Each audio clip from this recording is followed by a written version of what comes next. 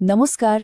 आज हम भारतीय राज व्यवस्था के एक ऐसे चैप्टर को समझने वाले हैं जहां से कॉम्पिटिटिव एग्जाम्स में आप मानकर चलिए हर साल सवाल पूछे ही जाते हैं।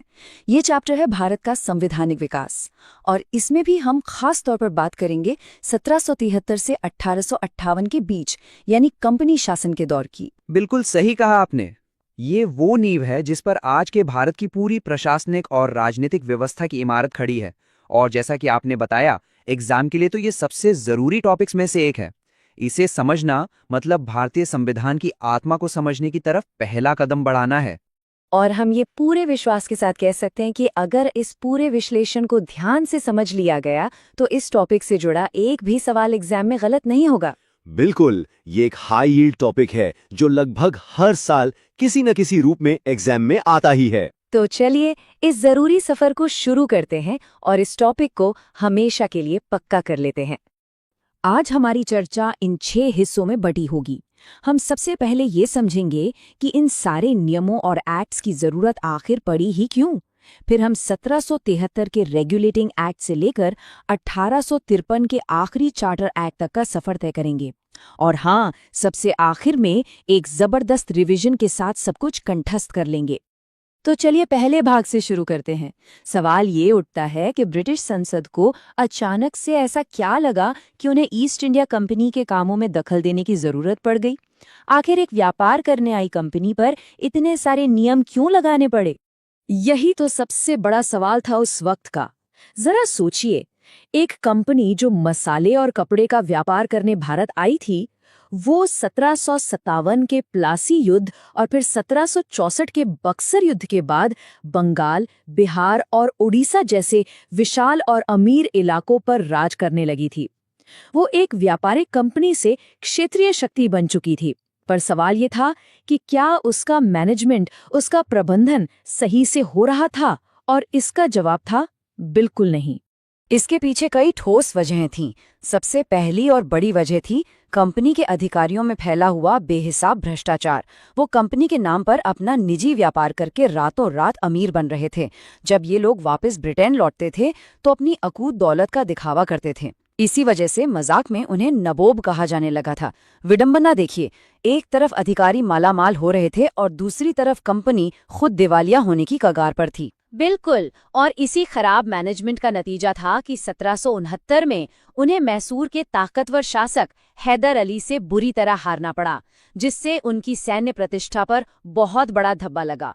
फिर 1770 में बंगाल में एक भयानक अकाल पड़ा, जिसमें लगभग 1 करोड़ लोगों की जान चली गई, जो उस समय बंगाल की आबादी का लगभग 1/3 हिस्सा था। इस अकाल ने दुनिया के सामने कंपनी की प्रशासनिक नाकामी को पूरी तरह से उजागर कर दिया। हालात इतने बिगड़ गए कि जिस कंपनी को ब्रिटेन को हर साल 4 लाख पाउंड देने होते थे, उसे खुद ब्रिटिश सरकार के सामने 10 लाख पाउंड के भारी भरकम कर्ज के लिए हाथ फैलाना पड़ा। ये ब्रिटिश संसद के लिए एक बहुत बड़ा शौक भी था और एक सुनहरा मौका भी। यहीं से उन्हें कंपनी के मामलों में दखल देने की वजह और अधिकार दोनों मिल गए। और इसी हस्तक्षेप का जो पहला नतीजा निकला वो था 1773 का रेगुलेटिंग एक्ट। ये ब्रिटिश सरकार का पहला बड़ा और सीधा कदम था भारत में ईस्ट इंडिया कंपनी के मामलों को कंट्रोल और रेगुलेट करने के लिए। यहीं से असल में भारत के संवैधानिक विकास की कहानी की शुरुआत होती है। इस एक्ट में कई ऐसे प्रावधान थे जिनका असर बहुत दूर तक जाना था। सबसे पहले तो इसने बंगाल के गवर्नर का पदनाम बदलकर बंगाल का गवर्नर जनरल कर दिया और उसकी मदद के लिए 4 सदस्यों की एक एग्जीक्यूटिव काउंसिल भी बनाई। वैसे तो इसका मकसद गवर्नर जनरल की ताकत पर लगाम लगाना था, पर असल में होता ये था कि काउंसिल के सदस्य ही उसके काम में अड़ंगा लगाते रहते थे। अच्छा, तो क्या इसका मतलब ये हुआ कि जो दूसरी प्रेसिडेंसीज थीं, जैसे बॉम्बे और मद्रास, वो बंगाल के अंडर आ गई? हाँ, कह सकते हैं। कुछ मामलों में बॉम्बे और मद्रास के गवर्नर अब बंगाल के गवर्नर जनरल के अधीन हो गए। ये भारत में एक सेंट्रल एडमिनिस्ट्रेशन की नींव रखने की दिशा में पहला बड़ा कदम था। इसके अलावा 1774 में कलकत्ता में एक सुप्रीम कोर्ट की स्थापना की गई, जिसमें एक चीफ जस्टिस और 3 और जज थे। सर एलाइजा एम्पे इसके पहले चीफ जस्टिस बने। ये नाम भी इम्पोर्टेंट है। और जो भ्रष्टाचार वाली बात थी, उसे रोकने के लिए क्या किया गया इस एक्ट में? उसके लिए बहुत सख्त नियम बनाए गए। एक्ट ने कंपनी के कर्मचारियों को किसी भी तरह का निजी व्यापार करने या स्थानीय लोगों से कोई तोहफा या रिश्वत लेने पर पूरी तरह से पाबंदी लगा दी। साथ ही कंपनी की जो गवर्निंग बॉडी थी यानी कोर्ट ऑफ डायरेक्टर्स, उनके लिए ये जरूरी कर दिया गया कि वो भारत में अपने रेवेन्यू, सिविल और मिलिट्री मामलों की सारी रिपोर्ट ब्रिटिश सरकार को दें। इससे संसद का कंट्रोल बढ़ गया। तो ये जो नया पद बनाया गया, बंगाल का गवर्नर जनरल, ये अपने आप में बहुत ताकतवर था। वो बंगाल का तो हेड था ही, साथ में बॉम्बे और मद्रास पर भी उसका सुपरवाइजरी कंट्रोल था। और एग्जाम के लिए सबसे जरूरी fact, Lord Warren Hastings Bengal के पहले गवर्नर जनरल बने। ये नाम याद रखना बहुत ही ज्यादा जरूरी है। इस पॉइंट को तो बिल्कुल नोट कर लीजिए। अगर एग्जाम में ये सवाल आता है कि भारत में केंद्रीय प्रशासन यानी सेंट्रल एडमिनिस्ट्रेशन की नींव किस एक्ट ने रखी, तो उसका सीधा जवाब है 1773 का रेगुलेटिंग एक्ट। ये इस एक्ट का सबसे महत्वपूर्ण टेक अवे है। अब देखिए 1773 के एक्ट में कुछ कमियां रह गई थी, जैसे गवर्नर जनरल और उसकी काउंसिल के बीच लगातार झगड़े होते रहते थे, और सुप्रीम कोर्ट का अधिकार क्षेत्र क्या होगा, इसको लेकर भी काफी कंफ्यूजन था। इन्हीं कमियों को दूर करने के लिए ब्रिटिश संसद एक और बड़ा एक्ट लेकर आई। इसे 1784 का पिट्स इंडिया एक्ट कहा जाता है, जिसका मकसद था रेगुलेटिंग एक्ट के दोषों को ठीक करना। इस एक्ट की सबसे बड़ी और खास बात थी दोहरी सरकार या ड्यूअल गवर्नमेंट सिस्टम की शुरुआत। इसने कंपनी के कामों को साफ साफ दो हिस्सों में बांट दिया। जो कमर्शियल मामले थे यानी व्यापार से जुड़े मामले, वो कंपनी के कोर्ट ऑफ डायरेक्टर्स के पास ही रहे। और राजनीतिक मामलों का क्या हुआ? राजनीतिक, नागरिक और सैन्य मामलों की देखरेख के लिए एक नई बॉडी बनाई गई, जिसमें 6 सदस्य थे, जिसे कहा गया बोर्ड ऑफ कंट्रोल। इसको आप ऐसे समझ सकते हैं कि कोर्ट ऑफ डायरेक्टर्स कंपनी का सीईओ था जो रोज का व्यापार देख रहा था, और बोर्ड ऑफ कंट्रोल सरकार का भेजा हुआ चेयरमैन था जो सारे बड़े राजनीतिक फैसले ले रहा था और कंपनी के शासन पर पूरी निगरानी रख रहा था। ये दोहरी सरकार का कॉन्सेप्ट एग्जाम्स में अक्सर पूछा जाता है। आसान भाषा में इसका मतलब है कि कंपनी के व्यापार और राजनीति को अलग अलग कर दिया गया। व्यापार कंपनी के हाथ में रहा, लेकिन भारत में राजनीति और शासन अब सीधे सीधे ब्रिटिश सरकार के कंट्रोल में आ गया, और ये सिस्टम 1858 तक चलता रहा। हाँ, और ये एक बहुत ही महत्वपूर्ण सांकेतिक बदलाव था। देखिए, इस एक्ट की 2 खास वजहों से बहुत अहमियत है। पहली, भारत में कंपनी के कब्जे वाले इलाकों को पहली बार आधिकारिक तौर पर भारत में ब्रिटिश आधिपत्य यानी ब्रिटिश पोजेशंस इन इंडिया कहा गया। ये सिर्फ शब्दों का खेल नहीं था, ये ब्रिटिश क्राउन के दावे की एक औपचारिक घोषणा थी। और दूसरी वजह क्या थी? दूसरी ये कि ब्रिटिश सरकार को भारत में कंपनी के कामों और उसके एडमिनिस्ट्रेशन पर पूरा कंट्रोल मिल गया। अब ये साफ हो चुका था कि भारत में असली बॉस कंपनी नहीं बल्कि ब्रिटिश सरकार है, कंपनी तो बस उसका एक जरिया है। पिट्स इंडिया एक्ट के बाद ब्रिटिश संसद ने समय समय पर चार्टर एक्ट्स की एक पूरी सीरीज जारी की। ये एक्ट्स हर 20 साल में कंपनी के चार्टर यानी उसके शासन करने के अधिकार पत्र को रिन्यू करते थे, लेकिन हर नए चार्टर के साथ वो धीरे धीरे कंपनी की शक्तियों को कम करते जा रहे थे और ब्रिटिश क्राउन की ताकत को बढ़ाते जा रहे थे। चलिए अब इन्हें समझते हैं। इनमें मुख्य रूप से 4 चार्टर एक्ट्स बहुत महत्वपूर्ण हैं। 1793 के एक्ट ने तो बस कंपनी के शासन को अगले 20 साल के लिए बढ़ा दिया, लेकिन 1813 का एक्ट बहुत जरूरी था। हुआ ये कि नेपोलियन की वजह से ब्रिटेन के व्यापारियों को यूरोप में नुकसान हो रहा था, तो उन्होंने ब्रिटिश सरकार पर दबाव डाला कि उन्हें भी भारत के साथ व्यापार करने दिया जाए। नतीजतन 1813 के एक्ट ने भारत के साथ व्यापार पर कंपनी की मोनोपोली यानी एकाधिकार खत्म कर दिया। लेकिन शायद चाय और चीन के साथ व्यापार पर एकाधिकार बना रहा था, है ना? बिल्कुल सही। चाय का व्यापार और चीन के साथ व्यापार, इन 2 चीजों पर कंपनी की मोनोपोली बनी रही।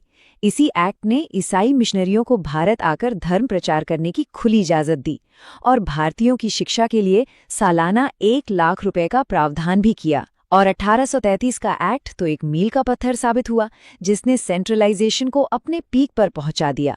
इसके बाद आया 1853 का आखिरी चार्टर एक्ट, जिसने शासन में कुछ बहुत बड़े बदलाव किए, जिनकी बात हम आगे करेंगे।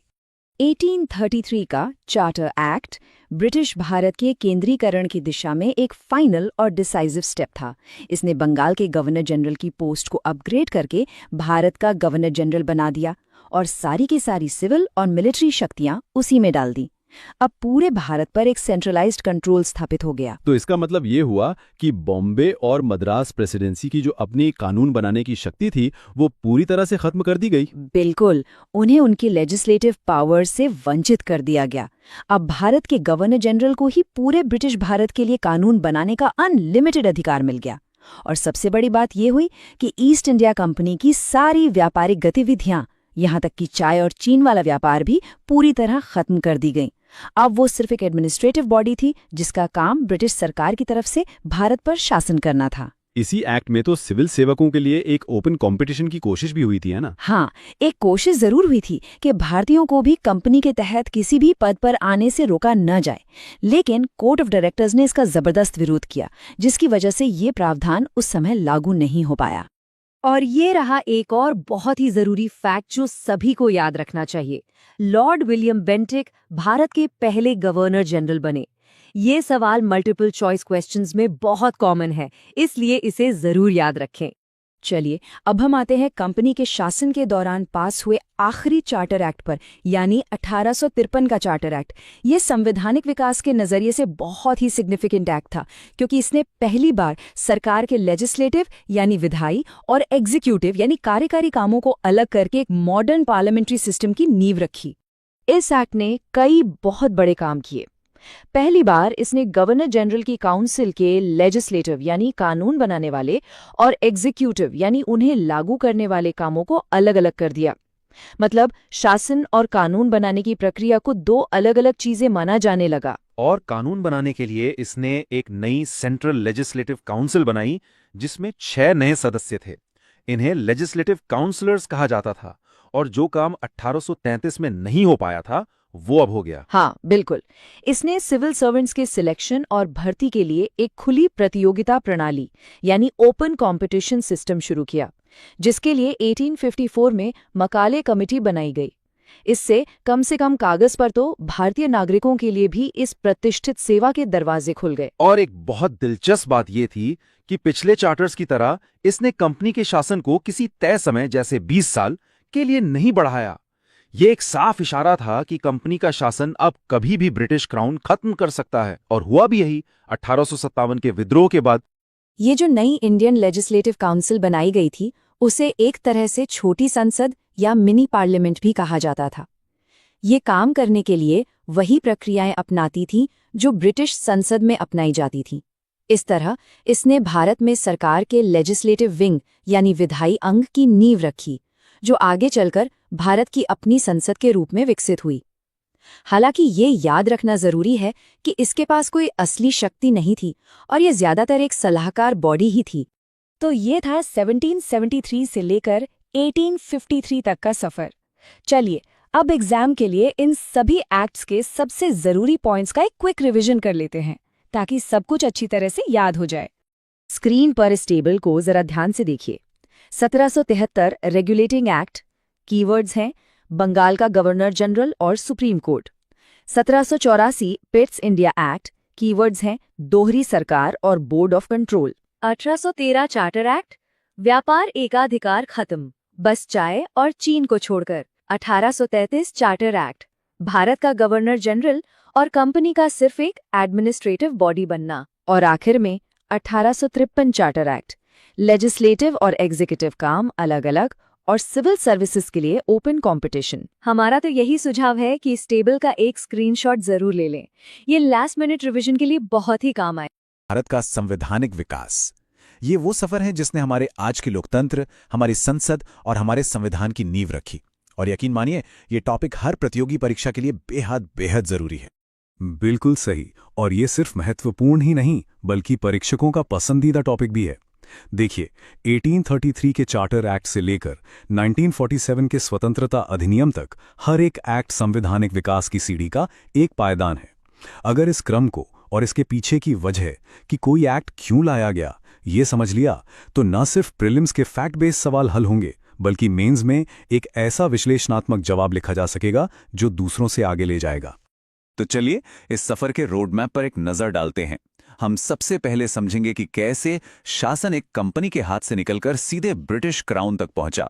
फिर देखेंगे कि भारतीयों को शासन में शामिल करने की धीमी मगर महत्वपूर्ण शुरुआत कैसे हुई। उसके बाद उत्तरदायी सरकार की जटिल नींव को समझेंगे और अंत में स्वतंत्रता अधिनियम के साथ साथ एक जबरदस्त मेगा रिवीजन भी करेंगे। चलिए शुरू करते हैं। ठीक है, तो यात्रा के पहले चरण पर आते हैं। यहां मुख्य उद्देश्य था भारत पर ब्रिटिश नियंत्रण को मजबूत और केंद्रीकृत करना। याद रखिए, ईस्ट इंडिया कंपनी एक व्यापारिक संस्था के रूप में आई थी, लेकिन प्लासी और बक्सर के युद्धों के बाद वो एक राजनीतिक शक्ति बन गई। शुरुआती अधिनियम इसी बिखरी हुई शक्ति को एक संगठित और केंद्रीकृत शासन में बदलने के प्रयास थे। इस टाइमलाइन को अपने दिमाग में एक नक्शे की तरह बिठा लीजिए। यह आपको पूरे संवैधानिक विकास को एक क्रम में याद रखने में मदद करेगा। हम 1833 के केंद्रीकरण से शुरू होकर 1947 की स्वतंत्रता तक का पूरा सफर तय करेंगे। हर एक्ट पिछले एक्ट की कमियों या उस समय की राजनीतिक मांगों का नतीजा था, इसलिए इस क्रम को समझना बहुत जरूरी है। अब बात करते हैं 1833 के चार्टर एक्ट की।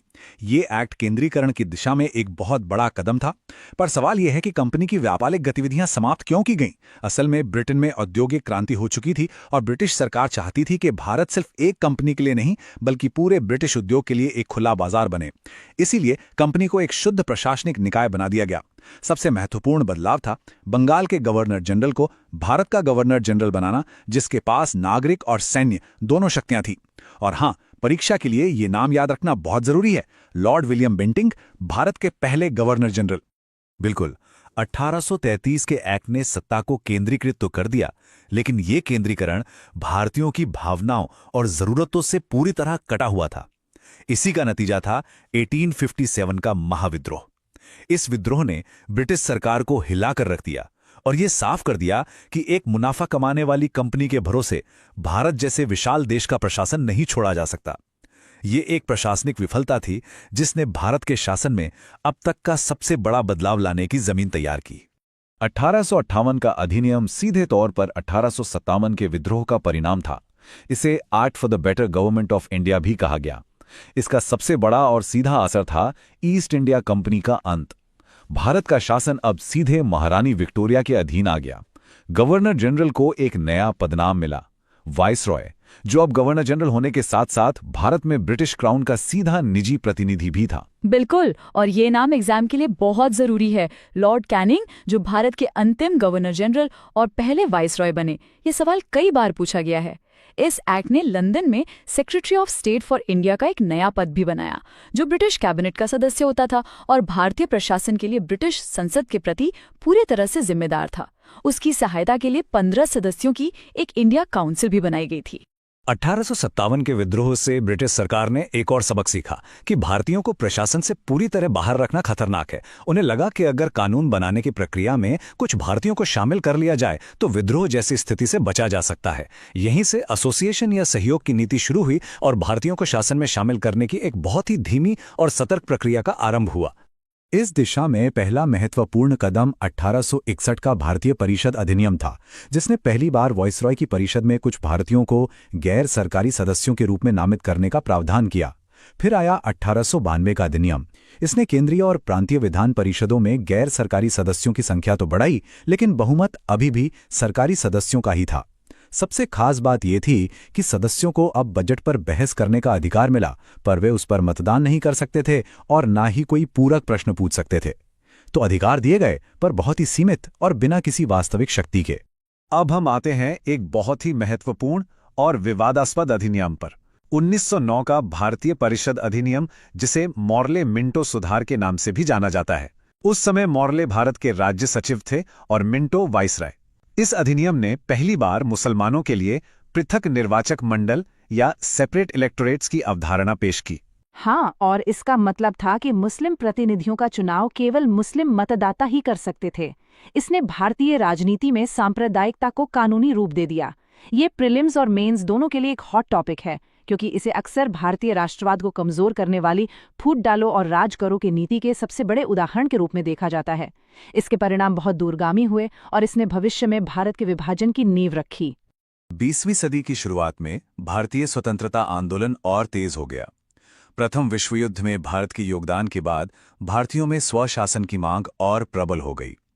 इसके जवाब में ब्रिटिश सरकार को और अधिक सुधार करने के लिए मजबूर होना पड़ा। अब हम दो सबसे विस्तृत और जटिल अधिनियमों पर चर्चा करेंगे, 1919 और 1935 के भारत सरकार अधिनियम। ये दोनों अधिनियम परीक्षा के दृष्टिकोण से अत्यंत महत्वपूर्ण हैं। ये एक ऐसा सवाल है जो अक्सर परेशान करता है। डायार्ची या द्वैध शासन सुनने में तो बहुत जटिल लगता है, लेकिन चलिए इसे आसान बनाते हैं। डायार्ची एक ग्रीक शब्द है जिसका अर्थ है दो लोगों का शासन। असल में ये प्रांतीय स्तर पर शक्तियों के बंटवारे की एक प्रणाली थी। आइए इसे और करीब से समझते हैं। देखिए, ये बहुत सरल है। प्रांतीय सरकार के विषयों को दो लिस्ट में बांटा गया। पहली थी आरक्षित विषय की लिस्ट। इसमें सबसे महत्वपूर्ण विभाग थे जैसे वित्त, पुलिस, भू राजस्व और न्याय। इन पर पूरा नियंत्रण गवर्नर और उसकी काउंसिल का था, जो विधान परिषद के प्रति जवाबदेह नहीं थे। और दूसरी लिस्ट थी हस्तांतरित विषयों की।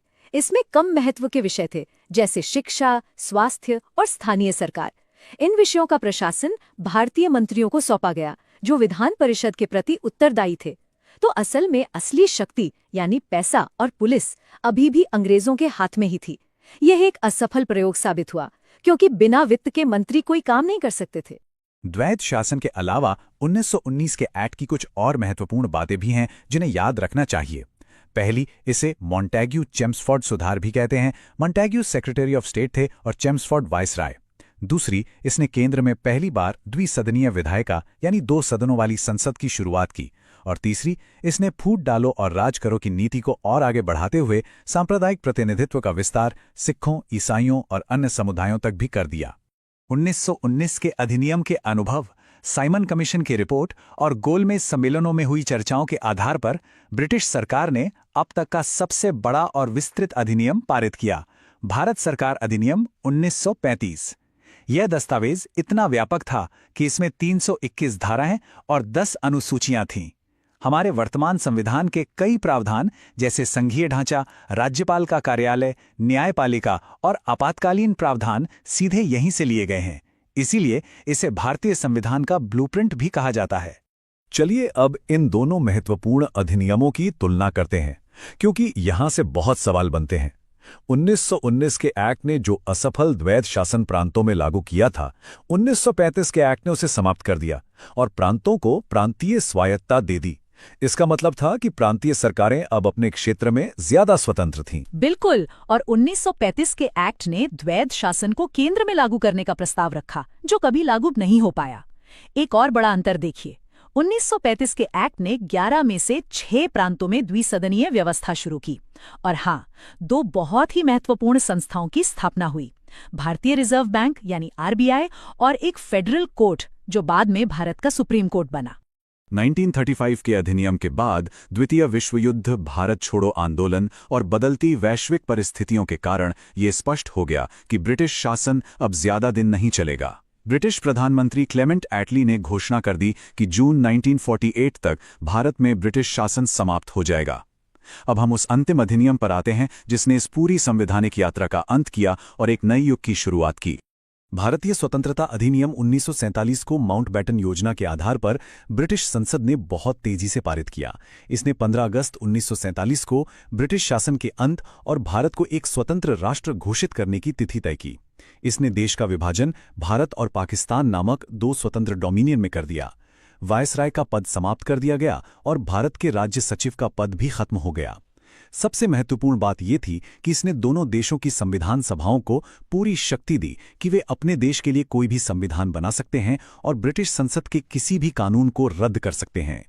ठीक है, तो हमने कंपनी के शासन से लेकर आज़ादी तक की पूरी संवैधानिक यात्रा को समझ लिया है, लेकिन परीक्षा हॉल में जाने से पहले एक त्वरित रिवीजन सबसे ज्यादा जरूरी होता है। तो चलिए, अब तक हमने जो कुछ भी पढ़ा है उसके सबसे महत्वपूर्ण कीवर्ड्स पर एक नजर डालते हैं। बिल्कुल ध्यान से सुनिएगा, ये बहुत काम आने वाला है। ये चार्ट अंतिम समय की तैयारी के लिए एकदम सही है। इसे ऐसे याद रखें।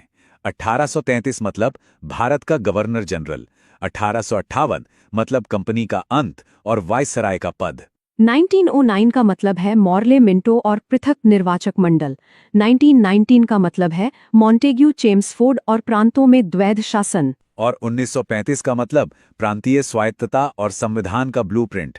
अंत में 1947 विभाजन और स्वतंत्रता। अगर हर एक्ट की ये एक मुख्य विशेषता भी याद है तो कई सवाल आसानी से हल हो सकते हैं।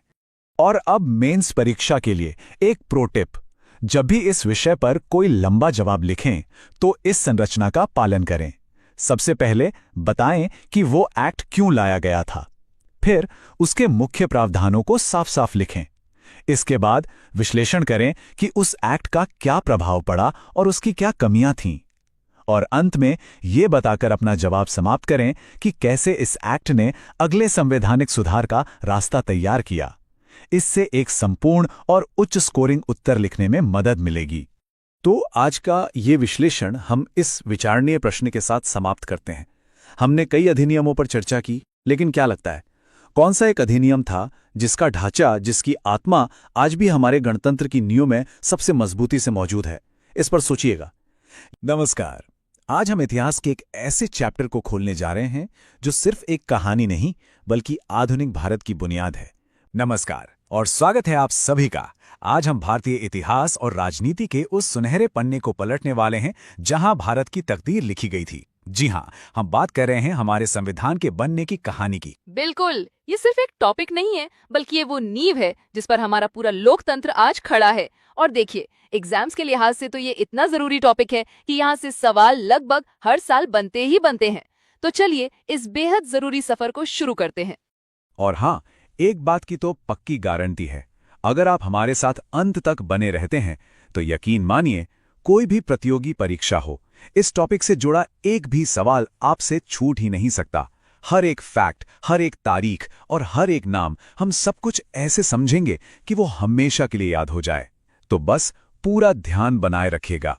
तो देखिए, आज का हमारा सफर इन 6 पड़ावों से होकर गुजरेगा। हम शुरुआत करेंगे उस सपने से जब पहली बार संविधान की मांग उठी। फिर देखेंगे कि संविधान सभा आखिर बनी कैसे, उसकी कार्यवाही कैसे चली और वो कौन से जरूरी फैक्ट्स हैं जो आपको याद रखने ही रखने हैं। हम उन महान महिलाओं को भी याद करेंगे जिनका योगदान अक्सर भुला दिया जाता है। और आखिर में सभा की आलोचना और अंतिम स्वीकृति पर भी बात करेंगे। ये एक ऐसा स्ट्रक्चर तरीका है जो आपकी तैयारी को और भी मजबूत बना देगा। तो चलिए पहले पड़ाव से ही शुरू करते हैं। देखिए, भारत के लिए एक संविधान सभा का विचार कोई एक दिन में नहीं आया था। ये एक आत्मनिर्भर भारत का दशकों पुराना सपना था, एक ऐसी इच्छा जो धीरे धीरे एक मजबूत मांग में बदल गई। इस कहानी की शुरुआत होती है साल 1934 से, जब वामपंथी आंदोलन के एक बहुत बड़े नेता और कम्युनिस्ट पार्टी ऑफ इंडिया के संस्थापक एमएन रॉय ने पहली बार एक संविधान सभा का विचार सबके सामने रखा। बिल्कुल, और एग्जाम के लिए ये पहले 2 पॉइंट्स बहुत ही ज्यादा जरूरी हैं। यहाँ पर ना अक्सर एक कंफ्यूजन हो जाता है। अगर सवाल आए कि सबसे पहले विचार किसने दिया, तो जवाब है एमएन रॉय। लेकिन अगर पूछा जाए कि पहली बार किस पार्टी ने मांग की, तो जवाब होगा स्वराज पार्टी, जिसने 1934 में ही ये मांग उठाई थी। इसके ठीक 1 साल बाद 1935 में भारतीय राष्ट्रीय कांग्रेस ने भी पहली बार आधिकारिक तौर पर इसकी मांग कर दी, और यहीं से ये मांग राष्ट्रीय आंदोलन का एक बहुत ही जरूरी हिस्सा बन गई। बिल्कुल। इसके बाद 1938 में जवाहरलाल नेहरू ने कांग्रेस की तरफ से ऐलान किया कि स्वतंत्र भारत का संविधान बिना किसी बाहरी दखल के वयस्क मताधिकार यानी अडल्ट फ्रेंचाइज के आधार पर चुनी गई संविधान सभा ही बनाएगी। अब दबाव बढ़ रहा था, तो 1940 में ब्रिटिश सरकार ने इसे सैद्धांतिक तौर पर अगस्त प्रस्ताव में मान लिया। और फिर 1942 में क्रिप्स मिशन के साथ एक ठोस प्रस्ताव भी आया, लेकिन उसे मुस्लिम लीग ने रिजेक्ट कर दिया क्योंकि वो भारत को 2 हिस्सों में बांटना चाहते थे। तो आप देख सकते हैं, ये सिर्फ एक मांग नहीं थी, बल्कि दशकों तक चला एक वैचारिक और राजनीतिक संघर्ष था। दशकों के संघर्ष के बाद आखिरकार वो घड़ी आ ही गई जब संविधान सभा का गठन हुआ। इसका जो आधार था वो बनी कैबिनेट मिशन योजना, जो 1946 में भारत आई। ये वो ठोस कदम था जिसने भारत का भाग्य लिखने वाली सभा की नींव रखी। और अब आता है एक जादुई नंबर जो आपको हमेशा हमेशा याद रखना है, 389। जी हां, कैबिनेट मिशन योजना के तहत संविधान सभा की कुल सदस्य संख्या 389 तय की गई थी। ये आंकड़ा मल्टीपल चॉइस सवालों में सीधे सीधे पूछ लिया जाता है, तो इसे तो कहीं अच्छे से नोट कर लीजिए। अच्छा, अब इस 389 के आंकड़े को थोड़ा और समझते हैं। इन 389 सीटों में से 296 सीटें दी गई ब्रिटिश भारत को, यानी वो प्रांत जो सीधे तौर पर अंग्रेजों के शासन में थे। और जो बची हुई 93 सीटें थीं, वो दी गई देसी रियासतों को, जहां उस समय राजा महाराजाओं का शासन हुआ करता था। ये बंटवारा उस वक्त के भारत की राजनीतिक और प्रशासनिक सच्चाई को दिखाता है। अब सवाल ये उठता है कि इन सदस्यों को चुना कैसे गया? यहीं पर एक बहुत बड़ा फर्क है जिसे समझना बहुत जरूरी है। ब्रिटिश भारत की जो 296 सीटें थीं, उनके लिए चुनाव हुए थे। ये एक अप्रत्यक्ष चुनाव था, मतलब जनता ने सीधे वोट नहीं दिया था, बल्कि प्रांतीय विधानसभाओं के सदस्यों ने उन्हें चुना था। और दूसरी तरफ जो देसी रियासतें थीं, उनकी 93 सीटों के लिए कोई चुनाव नहीं हुआ। वहां के सदस्यों को रियासतों के राजाओं ने मनोनीत यानी कि नॉमिनेट करके भेजा था। बिल्कुल सही कहा। इसीलिए तो अक्सर ये सवाल भी बनता है कि संविधान सभा कैसी निकाय थी। तो इसका सीधा सा जवाब है, ये आंशिक रूप से चुनी हुई और आंशिक रूप से नामांकित निकाय थी, यानी पार्टली इलेक्टेड और पार्टली नॉमिनेटेड। सीटों के बंटवारे का आधार भी बहुत दिलचस्प और तार्किक था। पहला आधार था जनसंख्या। मोटा मोटा हिसाब यह था कि हर 10 लाख लोगों पर एक सीट दी जाएगी। दूसरा आधार था सामुदायिक प्रतिनिधित्व। ब्रिटिश भारत की सीटों को 3 मुख्य समुदायों में उनकी जनसंख्या के अनुपात में बांटा गया: मुस्लिम, सिख और सामान्य। सामान्य में मुस्लिम और सिख को छोड़कर बाकी सभी आ जाते थे। बिल्कुल, और इसका मकसद ये था कि भारत की जो विविधता है उसका हर रंग सभा में दिखे और हर समुदाय को ये महसूस हो कि उनकी आवाज भी सुनी जा रही है। ये उस समय की परिस्थितियों में एक बहुत ही बैलेंस्ड और प्रोग्रेसिव कदम था। तो अब सभा का गठन हो चुका था। जुलाई-अगस्त 1946 में चुनाव भी हो गए। अब समय था उस पल का जिसका सबको इंतजार था। समय था इतिहास रचने का। चलिए अब हम चलते हैं दिसंबर 1946 के उन ऐतिहासिक दिनों में जब संविधान सभा की पहली कार्यवाही शुरू हुई। इस तारीख को तो अपने दिमाग में एकदम बैठा लीजिए। 9 दिसंबर 1946, नई दिल्ली के कॉन्स्टिट्यूशन हॉल में, जिसे आज हम संसद भवन का सेंट्रल हॉल कहते हैं, सुबह 11 बजे हमारी संविधान सभा की पहली बैठक हुई। इतिहास के पन्नों में तो ये तारीख सुनहरे अक्षरों में दर्ज है ही, और आपकी परीक्षा के लिए भी ये उतनी ही जरूरी है। पहली बैठक तो हुई, लेकिन इसमें सभी सदस्य शामिल नहीं हो पाए थे। कुल 296 चुने हुए सदस्यों में से सिर्फ 211 सदस्य ही वहां मौजूद थे। इसकी सबसे बड़ी वजह थी मुस्लिम लीग का बहिष्कार। मुस्लिम लीग एक अलग देश पाकिस्तान की मांग पर अड़ी हुई थी और इसीलिए उन्होंने इस सभा में शामिल होने से साफ इनकार कर दिया। सभा की शुरुआत में कुछ बहुत महत्वपूर्ण नियुक्तियां हुई। देखिए, फ्रांस में एक परंपरा है, उसी का पालन करते हुए सभा के सबसे वरिष्ठ सदस्य डॉक्टर सच्चिदानंद सिन्हा को सभा का अस्थायी अध्यक्ष यानी टेम्पररी प्रेसिडेंट चुना गया। बिल्कुल, लेकिन ये एक अस्थायी व्यवस्था थी और एग्जाम में अक्सर अस्थायी और स्थायी अध्यक्ष को लेकर कंफ्यूज करने की कोशिश की जाती है। तो याद रखिएगा, 9 दिसंबर को अस्थायी अध्यक्ष बने डॉक्टर सच्चिदानंद सिन्हा और फिर ठीक 2 दिन बाद 11 दिसंबर 1946 को डॉक्टर राजेंद्र प्रसाद को सभा का स्थायी अध्यक्ष और एससी मुखर्जी को उपाध्यक्ष चुन लिया गया। इनके साथ ही एक और बहुत महत्वपूर्ण नाम है सर BN राव का, जिन्हें सभा का संवैधानिक सलाहकार नियुक्त किया गया। वो एक महान कानून के जानकार और सिविल सेवक थे, जिन्होंने बिना कोई फीस लिए अपनी सेवाएं दी और संविधान का पहला ड्राफ्ट तैयार करने में भी उनकी बहुत बड़ी भूमिका थी। इसके 2 दिन बाद 13 दिसंबर 1946 को जवाहरलाल नेहरू ने सभा में ऐतिहासिक उद्देश्य प्रस्ताव पेश किया। ये प्रस्ताव सिर्फ एक दस्तावेज नहीं था, बल्कि यह हमारे संविधान की आत्मा थी, उसका दर्शन था, उसका गाइड था। जी हाँ, इसी में ये तय किया गया था कि भारत एक स्वतंत्र संप्रभु गणराज्य बनेगा, सभी नागरिकों को सामाजिक, आर्थिक और राजनीतिक न्याय मिलेगा, सबको सोचने की, बोलने की और अपने धर्म को मानने की आज़ादी मिलेगी। असल में यही उद्देश्य प्रस्ताव आगे चलकर हमारे संविधान की प्रस्तावना यानी प्रियम्बल का आधार बना। इसे 22 जनवरी 1947 को सबने मिलकर स्वीकार कर लिया। चलिए अब आते हैं इस प्रस्तुति के सबसे जरूरी हिस्सों में से एक पर, वो आंकड़े और तारीखें जो सीधे एग्जाम में पूछे जाते हैं। इसको आप एक रैपिड फायर राउंड समझ सकते हैं, तो अपनी नोटबुक और पेन तैयार कर लीजिए। तो सबसे पहला और सबसे प्रसिद्ध आंकड़ा, हमारे संविधान को बनाने में कुल 2 साल 11 महीने और 18 दिन का समय लगा। इस दौरान कुल 11 सत्र हुए, जिनमें 165 दिन बैठकें चलीं। अभी इतना लंबा समय इसलिए लगा क्योंकि हमारे संविधान निर्माताओं ने लगभग 60 देशों के संविधानों को पढ़ा, उन्हें समझा और वहां से जो सबसे अच्छी चीजें थीं उन्हें हमारे देश की जरूरतों के हिसाब से अपनाया। और इस पूरी प्रक्रिया पर लगभग 64 लाख रुपए का खर्च आया था। अब इन 3 तारीखों में कभी भी कंफ्यूज मत होइएगा, ये एक क्लासिक एग्जाम ट्रैप है। पहली तारीख 26 नवंबर 1949। इस दिन हमारा संविधान अपनाया गया, अधिनियमित किया गया और आत्मार्पित किया गया। ये शब्द हमारी प्रस्तावना में लिखे हैं। इसी दिन नागरिकता, चुनाव जैसे कुछ जरूरी प्रावधान तुरंत लागू भी हो गए थे और इसीलिए 26 नवंबर को हम संविधान दिवस के रूप में मनाते हैं। दूसरी तारीख है 24 जनवरी 1950। इस दिन संविधान सभा की आखिरी बैठक हुई और सभी सदस्यों ने संविधान की 3 आधिकारिक कॉपियों पर अपने हस्ताक्षर किए। और तीसरी और सबसे मशहूर तारीख 26 जनवरी 1950। इस दिन हमारा संविधान पूरी तरह से लागू हुआ और भारत एक पूर्ण गणराज्य बना। इस तारीख को इसलिए चुना गया क्योंकि इसका एक ऐतिहासिक महत्व था। 1930 में इसी दिन कांग्रेस ने पूर्ण स्वराज दिवस मनाया था। और ये एक और महत्वपूर्ण संख्या है 284। 24 जनवरी 1950 को इतने ही सदस्यों ने संविधान पर हस्ताक्षर किए थे। अब आप शायद सोच रहे होंगे कि कुल सदस्य तो शुरू में 389 थे। तो देखिए, हुआ ये कि भारत के विभाजन के बाद मुस्लिम लीग के वो सदस्य जो पाकिस्तान के क्षेत्रों से आते थे वो सभा से अलग हो गए।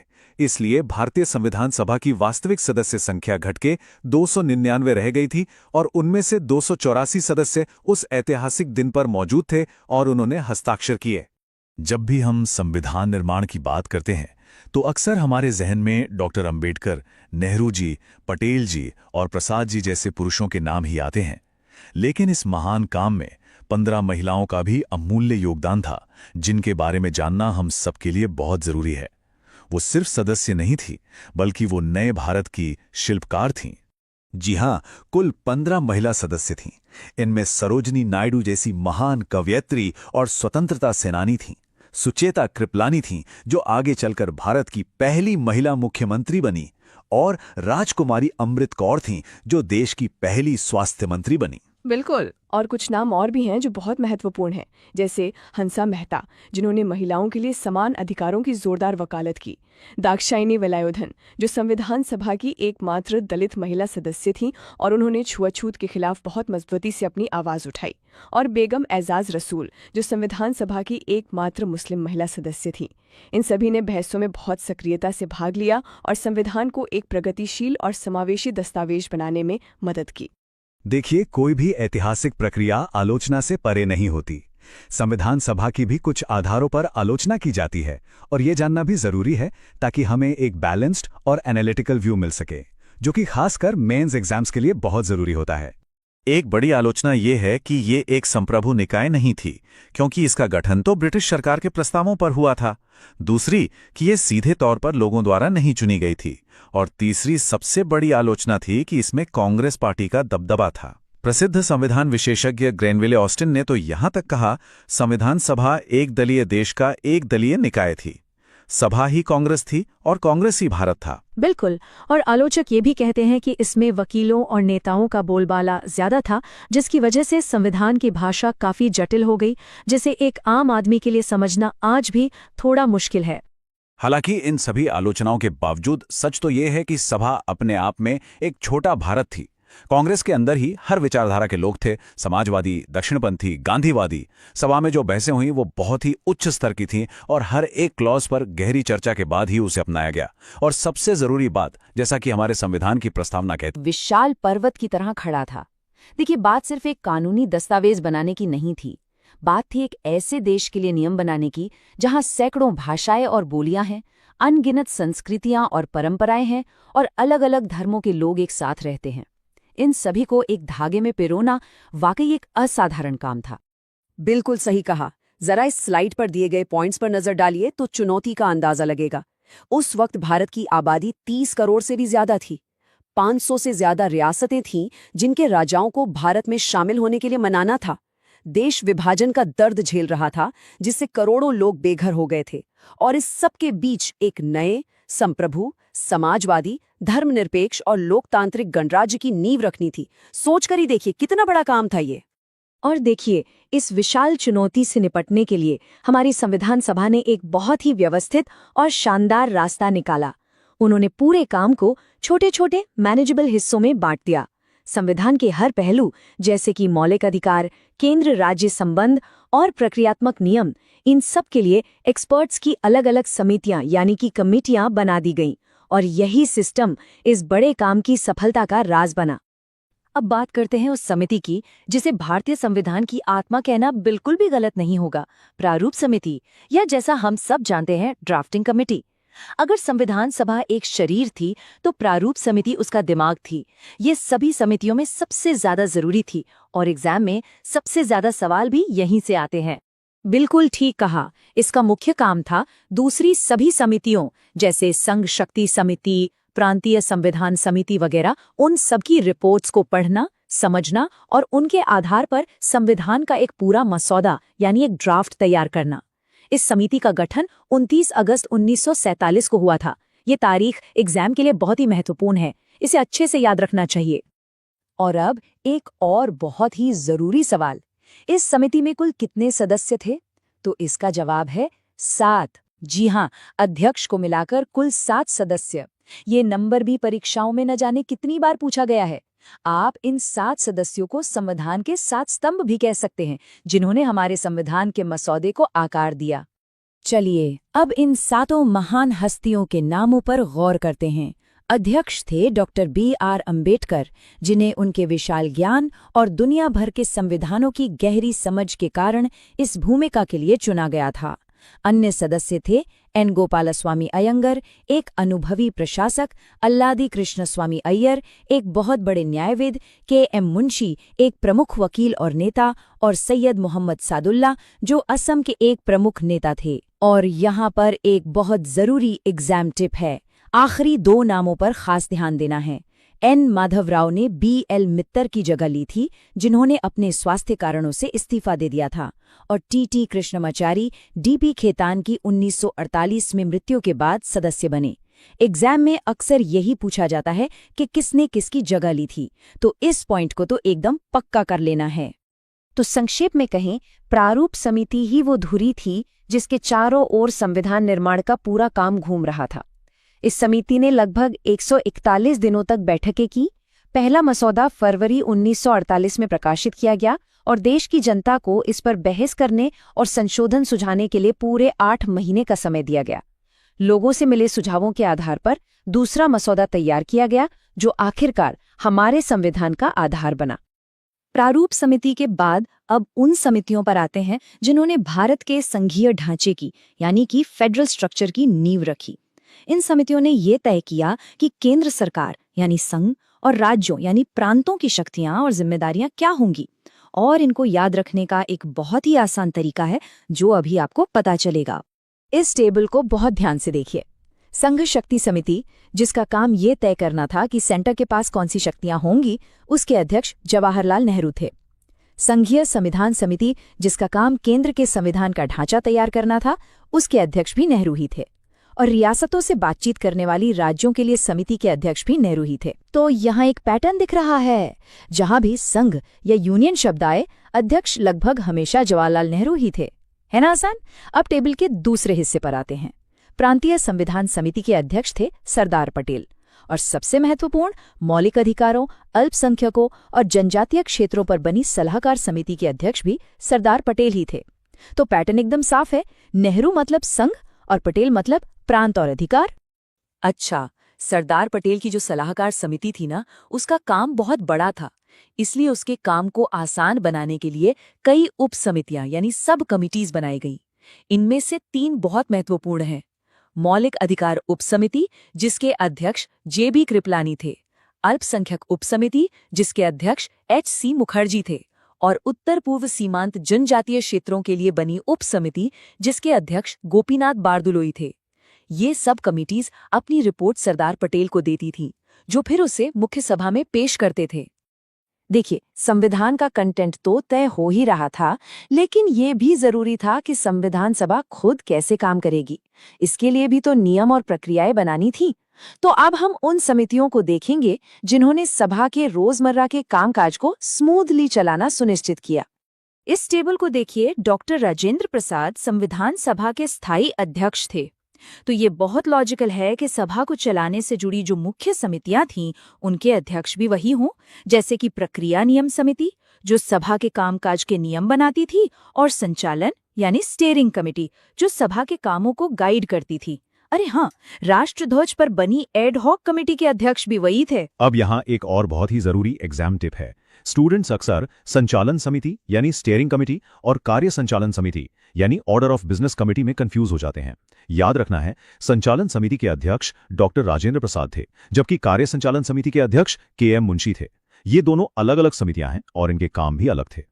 तो चलिए, अब तक हमने जो भी कुछ सीखा है उसे परीक्षा के लिए एकदम पक्का कर लेते हैं, कुछ आसान सी मेमोरी ट्रिक्स और टिप्स के साथ। ये सेक्शन आपको सब कुछ आसानी से याद रखने में मदद करेगा और एग्जाम हॉल में आपका कॉन्फिडेंस एकदम बूस्ट कर देगा। ये सबसे आसान तरीका है, बस इन 3 बड़े नेताओं को उनके काम के मुख्य क्षेत्र से जोड़ लीजिए।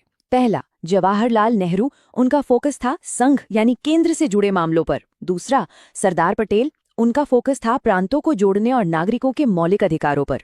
और तीसरा, डॉक्टर राजेंद्र प्रसाद, क्योंकि वो सभा के अध्यक्ष थे तो प्रक्रिया और संचालन का काम उन्हीं के जिम्मे था। बस ये 3 बातें याद रखने से ही आपके कई सवाल हल हो जाएंगे। जैसा कि पहले भी बताया गया, ये एक कॉमन पियाज है, मतलब एक ऐसा जाल जिसमें कई लोग गलती कर बैठते हैं। इसे फिर से समझते हैं। संचालन समिति यानी स्टीयरिंग कमेटी का काम सभा की सामान्य दिशा तय करना था, जिसके अध्यक्ष सभा के अध्यक्ष डॉक्टर राजेंद्र प्रसाद थे। वहीं कार्य संचालन समिति यानी ऑर्डर ऑफ बिजनेस कमेटी का काम सभा में होने वाले कामों का क्रम तय करना था कि किस विषय पर कब चर्चा होगी। इसके अध्यक्ष के.एम. मुंशी थे। इन नामों के बारीक फर्क को समझना बहुत जरूरी है। तो अब समय आ गया है अपने ज्ञान को परखने का। चलिए देखते हैं कि पिछली परीक्षाओं में इस टॉपिक से कैसे सवाल पूछे गए हैं और क्या अब उन्हें हल करना हमारे लिए वाकई आसान लगता है। इससे हमारी तैयारी का लेवल पता चलेगा। पहला सवाल है IAS प्रीलिम्स 2005 का। सवाल है, संघ संविधान समिति का अध्यक्ष कौन था? अपनी ट्रिक को याद करने की कोशिश कीजिए। संघ मतलब सोचिए। और सही जवाब है सी, जवाहरलाल नेहरू। देखा, ट्रिक काम कर गई ना। जैसा कि हमने चर्चा की थी, जहां भी संघ या यूनियन शब्द दिखे, जवाब लगभग हमेशा जवाहरलाल नेहरू ही होगा। चलिए अगला सवाल देखते हैं। ये उत्तर प्रदेश की एक परीक्षा से है। प्रांतीय संविधान समिति का अध्यक्ष कौन था? अब अपनी दूसरी ट्रिक को याद करते हैं। प्रांत मतलब, और इसका सही उत्तर है डी, सरदार पटेल। बिल्कुल, जैसा कि हमने याद किया था, प्रांतों और अधिकारों से जुड़े मामलों के अध्यक्ष सरदार पटेल थे। उनका एक बड़ा काम रियासतों को भारत में एक करना भी था, इसीलिए उन्हें प्रांतों से जुड़ी समितियों की जिम्मेदारी दी गई थी। ये एक सीधा लेकिन बहुत महत्वपूर्ण सवाल है। यहाँ किसी समिति का अध्यक्ष नहीं, बल्कि पूरी संविधान सभा का अध्यक्ष पूछा गया है। इसमें और प्रारूप समिति के अध्यक्ष में कंफ्यूज नहीं होना है। सही जवाब है बी, डॉक्टर राजेंद्र प्रसाद। वो 11 दिसंबर 1946 को संविधान सभा के स्थायी अध्यक्ष चुने गए थे और इसी नाते उन्होंने प्रक्रिया और संचालन समितियों की अध्यक्षता भी की थी। याद रखिएगा, डॉक्टर अंबेडकर प्रारूप समिति के अध्यक्ष थे, पूरी सभा के नहीं। ये फर्क एकदम साफ होना चाहिए। और अब ये आखिरी सवाल जो आपके पूरे ज्ञान की परीक्षा लेगा। ये एक मैच द फॉलोइंग यानी मिलान करने वाला प्रश्न है। इसमें एक तरफ समितियों के नाम है और दूसरी तरफ अध्यक्षों के। ध्यान से देखकर सही जोड़ी बनानी है। इसका सही जवाब है ऑप्शन ए। चलिए फटाफट इसे मिलाकर भी देख लेते हैं। मौलिक अधिकार समिति, इसके अध्यक्ष थे सरदार पटेल। कार्य संचालन समिति, इसके अध्यक्ष थे के.एम. मुंशी। संघ शक्ति समिति, जवाहरलाल नेहरू। और प्रारूप समिति के अध्यक्ष डॉक्टर B.R. अम्बेडकर।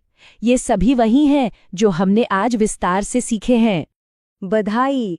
अब संविधान सभा की समितियों के इस महत्वपूर्ण टॉपिक पर आपकी बहुत अच्छी पकड़ बन चुकी है। हमने चुनौती को समझा, प्रमुख समितियों और उनके अध्यक्षों के कार्यों को गहराई से जाना और मेमोरी ट्रिक्स के साथ साथ पिछले सालों के सवालों को भी हल किया। हमें पूरा विश्वास है कि अब इस विषय से जुड़े किसी भी सवाल का सामना करने के लिए आप सब पूरी तरह से तैयार हैं। तो आज हम सिर्फ इन अनुसूचियों को समझेंगे ही नहीं, बल्कि इनको याद करने की एक बहुत ही आसान ट्रिक भी सीखेंगे। इससे क्या होगा, एग्जाम में नंबर भी नहीं कटेंगे और समय भी बचेगा। तो चलिए शुरू करते हैं इस बेहद जरूरी सफर को। हाँ बिल्कुल, क्योंकि देखिए, ये सिर्फ कोई लिस्ट या सूचियां नहीं है। ये तो हमारे संविधान के काम करने के तरीके की आत्मा है, उसकी जान है। इन्हें समझने का मतलब है भारत का शासन कैसे चलता है, उसकी नींव को समझना। और मैं बता रही हूं, आज के बाद ये पूरी नींव आपकी उंगलियों पर होगी। कोई कंफ्यूजन, कोई डाउट, कुछ नहीं बचेगा। तो आज हम कैसे आगे बढ़ेंगे उसका एक छोटा सा रोड मैप देख लेते हैं। सबसे पहले हम ये जानेंगे कि भाई ये अनुसूचियां, ये शेड्यूल्स आखिर हैं क्या, इनकी जरूरत ही क्यों पड़ी। इसके बाद हम एक एक करके सभी 12 अनुसूचियों को 3 हिस्सों में बांटकर अच्छे से डिटेल में समझेंगे। और सबसे आखिर में, जैसा हमने वादा किया, एक जबरदस्त मेमोरी ट्रिक और कुछ प्रैक्टिस सवाल भी होंगे ताकि तैयारी एकदम पक्की हो जाए। तो सबसे पहला और बुनियादी सवाल, ये अनुसूचियां या जिन्हें हम स्केड्यूल्स कहते हैं, ये हैं क्या चीज? देखिए, बिल्कुल आसान भाषा में समझें तो ये संविधान के आखिर में दी गई कुछ लिस्ट या टेबल्स हैं। इनमें वो जानकारी होती है जो आर्टिकल्स में फिट नहीं बैठती। अब जाहिर है मन में ये सवाल आएगा कि इस जानकारी को सीधे सीधे आर्टिकल्स में ही क्यों नहीं लिख दिया गया? और इसका जवाब ना बड़ा इंटरेस्टिंग है। देखिए, जो हमारे संविधान निर्माता थे वे चाहते थे कि संविधान का जो मुख्य हिस्सा है, यानी जो हमारे आर्टिकल्स हैं, वो एकदम साफ सुथरे हों और सिर्फ सिद्धांतों पर फोकस करें। अब सोचिए, अगर हर आर्टिकल में लंबी लंबी लिस्ट और एडमिनिस्ट्रेटिव डिटेल्स डाल दी जाती हैं तो हमारा संविधान कितना मुश्किल और कंफ्यूजिंग हो जाता है ना। तो उन्होंने क्या किया, मुख्य बातें आर्टिकल्स में रखी और बाकी की सारी डिटेल वाली लिस्ट्स को एक अपेंडिक्स की तरह इन अनुसूचियों में डाल दिया। इससे संविधान एकदम व्यवस्थित और पढ़ने में आसान बना रहा। और यहीं पर एक बहुत जरूरी फैक्ट आता है जो एग्जाम में खूब पूछा जाता है। जब हमारा संविधान 26 जनवरी 1950 को लागू हुआ था ना, तब इसमें सिर्फ 8 अनुसूचियां थीं। लेकिन जैसे जैसे समय बदला, देश की जरूरतें बदलीं, तो इसमें 4 और अनुसूचियां जोड़ी गईं और आज हमारे संविधान में कुल 12 अनुसूचियां हैं। बिल्कुल। और ये जो बदलाव है ना, 8 से 12 तक का, ये दिखाता है कि हमारा संविधान कोई पत्थर की लकीर नहीं है। ये एक लिविंग डॉक्यूमेंट है, एक जीवंत दस्तावेज। मतलब एक ऐसा दस्तावेज जो समाज की बदलती जरूरतों के हिसाब से खुद को ढाल सकता है, बदल सकता है। ये जो 8 से 12 का सफर है, ये इसी विकास का सबसे बड़ा सबूत है। चलिए, अब हम अपने पहले ब्लॉक की तरफ बढ़ते हैं, यानी पहली 4 अनुसूचियां। ये चारों मिलकर एक तरह से भारतीय राज्य व्यवस्था की नींव तैयार करती हैं। इनमें हम बात करेंगे देश के इलाकों की, बड़े बड़े अधिकारियों के वेतन की, उनकी शपथ की और हाँ, राज्यसभा की भी। तो शुरू करते हैं अनुसूची नंबर 1 से। पहली अनुसूची एक तरह से भारत का परिचय पत्र है। इसमें हमारे देश के सभी राज्यों और सभी केंद्र शासित प्रदेशों के नाम की पूरी लिस्ट है। सिर्फ नाम ही नहीं, बल्कि उनकी सीमाएं कहाँ तक हैं, उनका इलाका कितना है, ये भी इसमें बताया गया है। और हाँ, हमारे संविधान के जो आर्टिकल 1 से 4 हैं, वो भी इसी से जुड़े हैं, जो हमारी संसद को ये अधिकार देते हैं कि वो नए राज्य बना सकें या पुराने राज्यों की सीमाओं में बदलाव कर सकें।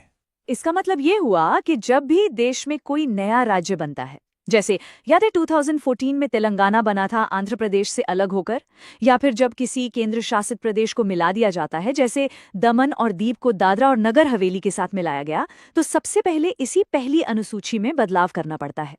ये आप कह सकते हैं भारत के पॉलिटिकल मैप का ऑफिशियल रिकॉर्ड है। ठीक है, तो देश का नक्शा तय हो गया। अब बात करते हैं उन बड़े बड़े अधिकारियों की जो इस देश को चलाते हैं। तो दूसरी अनुसूची में उन सभी बड़े संवैधानिक पदों पर बैठे अधिकारियों के वेतन, भत्ते मतलब सैलरी और बाकी सुविधाओं की बात की गई है। इसमें कौन कौन आते हैं? इसमें आते हैं हमारे राष्ट्रपति, राज्यों के राज्यपाल, लोकसभा और विधानसभाओं के स्पीकर और डिप्टी स्पीकर, राज्यसभा और विधान परिषदों के चेयरमैन और डिप्टी चेयरमैन, सुप्रीम कोर्ट और हाईकोर्ट के जज और भारत के कैग यानी कंट्रोलर एंड ऑडिटर जनरल। बिल्कुल। और यहाँ पर एग्जाम के लिए एक छोटी सी टिप है, बस ये याद रखिए, अनुसूची 2 मतलब पैसा यानी सैलरी। बस इतना सा याद रखने से कभी कंफ्यूजन नहीं होगा। लॉजिक देखिए कितना सिंपल है। पहले देश का इलाका बताया, अनुसूची 1, फिर जो उसे चला रहे हैं उनकी सैलरी बताई, अनुसूची 2। और ये जरूरी भी है क्योंकि इन बड़े पदों पर बैठे लोग बिना किसी दबाव के काम कर सकें, इसलिए यह तय किया गया है कि उनके कार्यकाल के दौरान उनकी सैलरी कम नहीं की जा सकती। चलिए, अब तीसरी अनुसूची पर आते हैं। वेतन की बात हो गई, अब देश के प्रति वफादारी और निष्ठा की बात करते हैं। तीसरी अनुसूची में उन सभी पद धारकों के लिए शपथ यानी ओथ और अफर्मेशन का फॉर्मेट दिया गया है। मतलब वो क्या बोलेंगे जब वो अपना पद संभालेंगे। इसमें केंद्र के मंत्री, संसद के लिए चुनाव लड़ने वाले उम्मीदवार, सांसद, सुप्रीम कोर्ट के जज, सीएजी, राज्यों के मंत्री, ये सब शामिल हैं।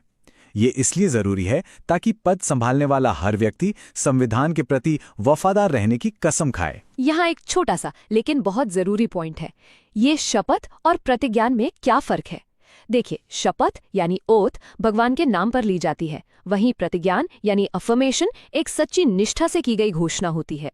ये उन लोगों के लिए है जो शायद भगवान में यकीन नहीं करते। हमारा संविधान दोनों तरह की मान्यताओं का सम्मान करता है। और एक और एग्जाम टिप, ये बहुत पूछा जाता है, राष्ट्रपति, उपराष्ट्रपति और राज्यपाल की शपथ का फॉर्मेट इस अनुसूची में नहीं है। उनकी शपथ के बारे में आर्टिकल 60, 69 और 159 में अलग से बताया गया है। ये एक बहुत कॉमन गलती है जो लोग करते हैं। चलिए अब हमारे पहले ब्लॉक की आखिरी और हाँ बहुत ही जरूरी अनुसूची पर आते हैं। अनुसूची नंबर 4। चौथी अनुसूची का सीधा सीधा संबंध है राज्यसभा से, जिसे हम काउंसिल ऑफ स्टेट्स भी कहते हैं। इसमें यह बताया गया है कि किस राज्य और किस केंद्र शासित प्रदेश से राज्यसभा में कितनी सीटें होंगी। और ये सीटें तय कैसे होती हैं? ये तय होती हैं उस राज्य की जनसंख्या के आधार पर, ताकि हर राज्य को उसकी आबादी के हिसाब से सही प्रतिनिधित्व मिल सके। तो एक बार फटाफट से रिकैप कर लें। अनुसूची 1 में है देश के राज्य और केंद्र शासित प्रदेश, अनुसूची 2 में है सैलरी, अनुसूची 3 में है शपथ और अनुसूची 4 में है राज्यसभा की सीटों का बंटवारा। देखा कितना सिंपल और लॉजिकल है ये क्रम। चलिए अब हम अपने दूसरे ब्लॉक की तरफ बढ़ते हैं। इसमें हम बात करेंगे अनुसूची 5 से लेकर 8 तक की। ये जो ग्रुप है ना, ये शासन के कुछ खास पहलुओं पर फोकस करता है, जैसे कि केंद्र और राज्यों के बीच शक्तियों का बंटवारा कैसे होता है, और हमारे देश की जो भाषाओं की विविधता है उसके बारे में भी बात करेंगे। अब हम आते हैं अनुसूची 5 और 6 पर, और इन दोनों को हम एक साथ समझेंगे। क्यों? क्योंकि ये दोनों ही हमारे देश के आदिवासी इलाकों के प्रशासन यानी एडमिनिस्ट्रेशन से जुड़ी हैं। लेकिन इनमें एक बहुत बड़ा फर्क है जो एग्जाम में बार बार पूछा जाता है और अक्सर कंफ्यूजन पैदा करता है। बिल्कुल, देखिए 5वीं अनुसूची में 4 राज्यों को छोड़कर असम, मेघालय, त्रिपुरा और मिजोरम, भारत के बाकी सभी राज्यों के जो भी अनुसूचित क्षेत्र और अनुसूचित जनजातियां हैं, उनके एडमिनिस्ट्रेशन और कंट्रोल की बात की गई है। इसके लिए एक ट्राइब्स एडवाइजरी काउंसिल भी बनाई जाती है।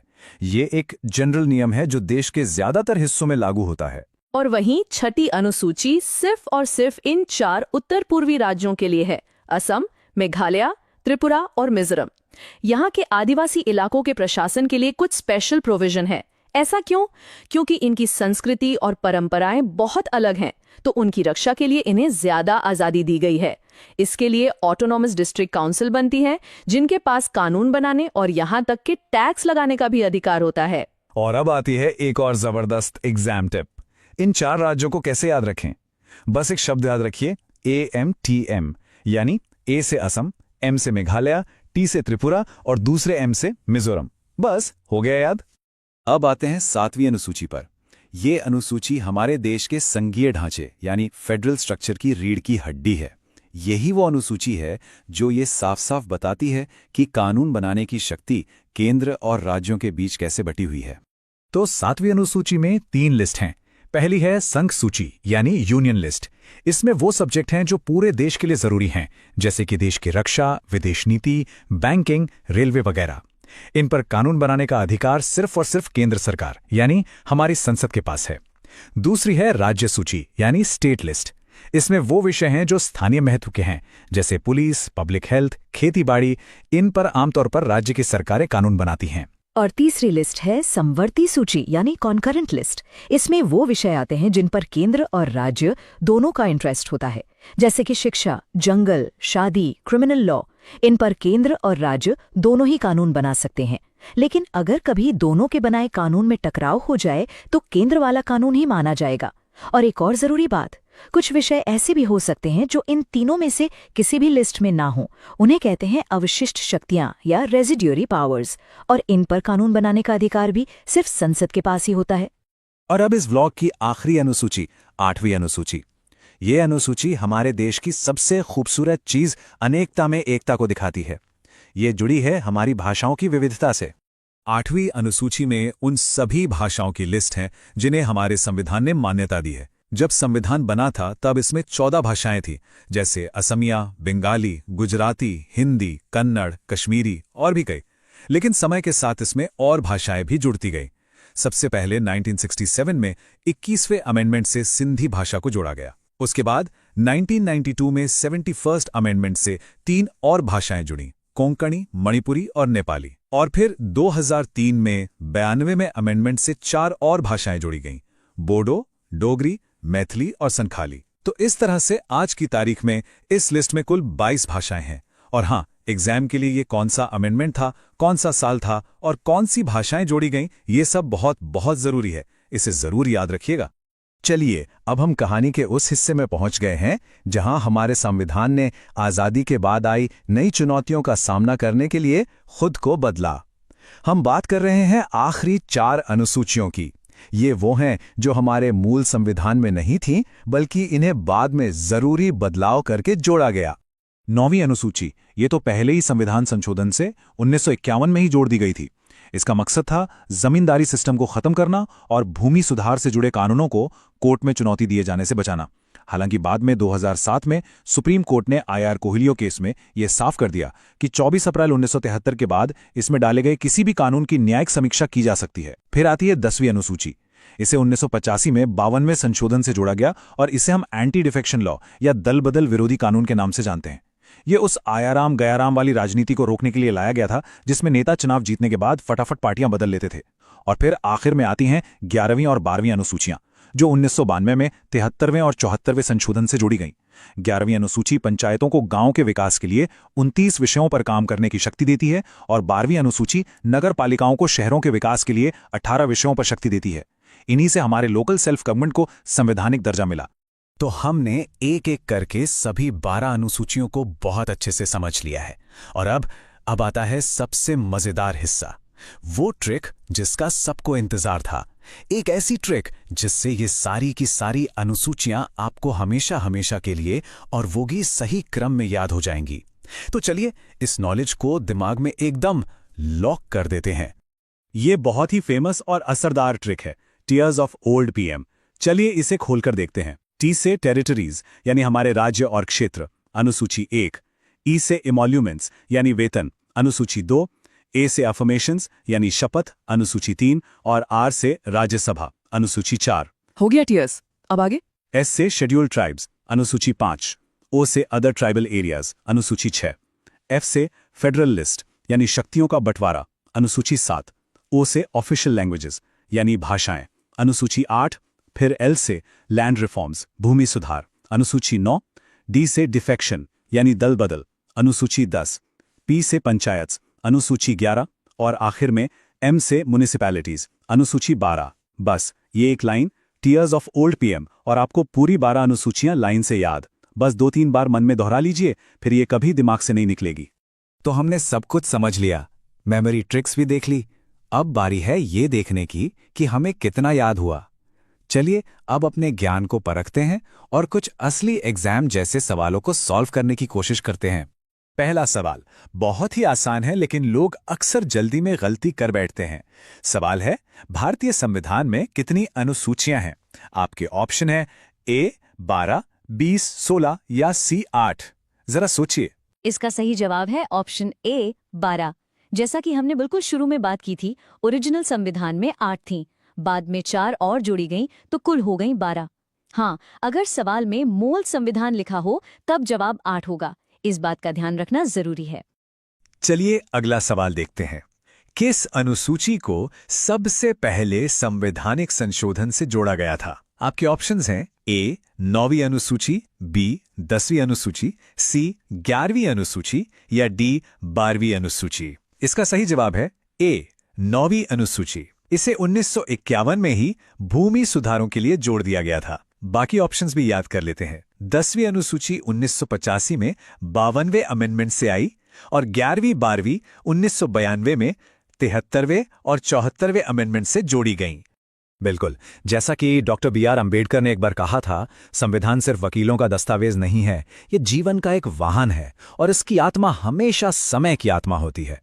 और अनुसूचियों का ये 8 से 12 तक का जो सफर हमने देखा, वो इस बात का जीता जागता सबूत है कि हमारा संविधान सच में समय की जरूरतों के साथ सांस लेता है और खुद को विकसित करता है। तो अब जब हम इस पूरे स्ट्रक्चर को समझ चुके हैं, तो जाते जाते एक सवाल आपके लिए छोड़ जाते हैं जिस पर जरूर सोचिएगा। 7वीं अनुसूची में जो शक्तियों का बंटवारा है, संघ सूची, राज्य सूची और संवर्ती सूची, ये आपके राज्य के रोजमर्रा के शासन को कैसे असर डालती हैं? पुलिस, स्वास्थ्य, शिक्षा, इन विषयों के बारे में सोचिए और महसूस कीजिए कि संविधान का ये प्रावधान हमारी जिंदगी से कितना गहरा जुड़ा हुआ है। अपनी सीखने की इस यात्रा को यूं ही जारी रखिए। आप यूपीएससी की तैयारी कर रहे हो, स्टेट पीएससीज की या किसी भी और परीक्षा की, यहाँ से सवाल लगभग हर साल बनते ही बनते हैं। और हम ये पूरे यकीन से कह सकते हैं कि अगर इस पूरे विश्लेषण को ध्यान से समझ लिया तो उद्देशिका से जुड़ा एक भी सवाल एग्जाम में मुश्किल नहीं लगेगा। हम इसके हर पहलू को, हर एक शब्द को बहुत गहराई से समझेंगे। तो चलिए संविधान की इस आत्मा को समझने के इस सफर पर निकलते हैं। बिल्कुल, तो देखिए आज हम इस पूरे टॉपिक को कैसे कवर करेंगे। सबसे पहले हम उद्देशिका का एक परिचय लेंगे, फिर इसके 4 सबसे जरूरी स्तंभों को समझेंगे। इसके बाद हम भारत की प्रकृति बताने वाले हर एक शब्द का विश्लेषण करेंगे, फिर न्याय, स्वतंत्रता और समानता जैसे महान आदर्शों पर विस्तार से बात करेंगे, उद्देशिका का कानूनी विकास देखेंगे और आखिर में इसके महत्व और एग्जाम से जुड़े कुछ बहुत जरूरी टिप्स पर चर्चा करेंगे। तो चलिए पहले भाग से शुरू करते हैं। उद्देशिका की जो नींव है वो उद्देश्य संकल्प यानी ऑब्जेक्टिव्स रेजोल्यूशन पर आधारित है।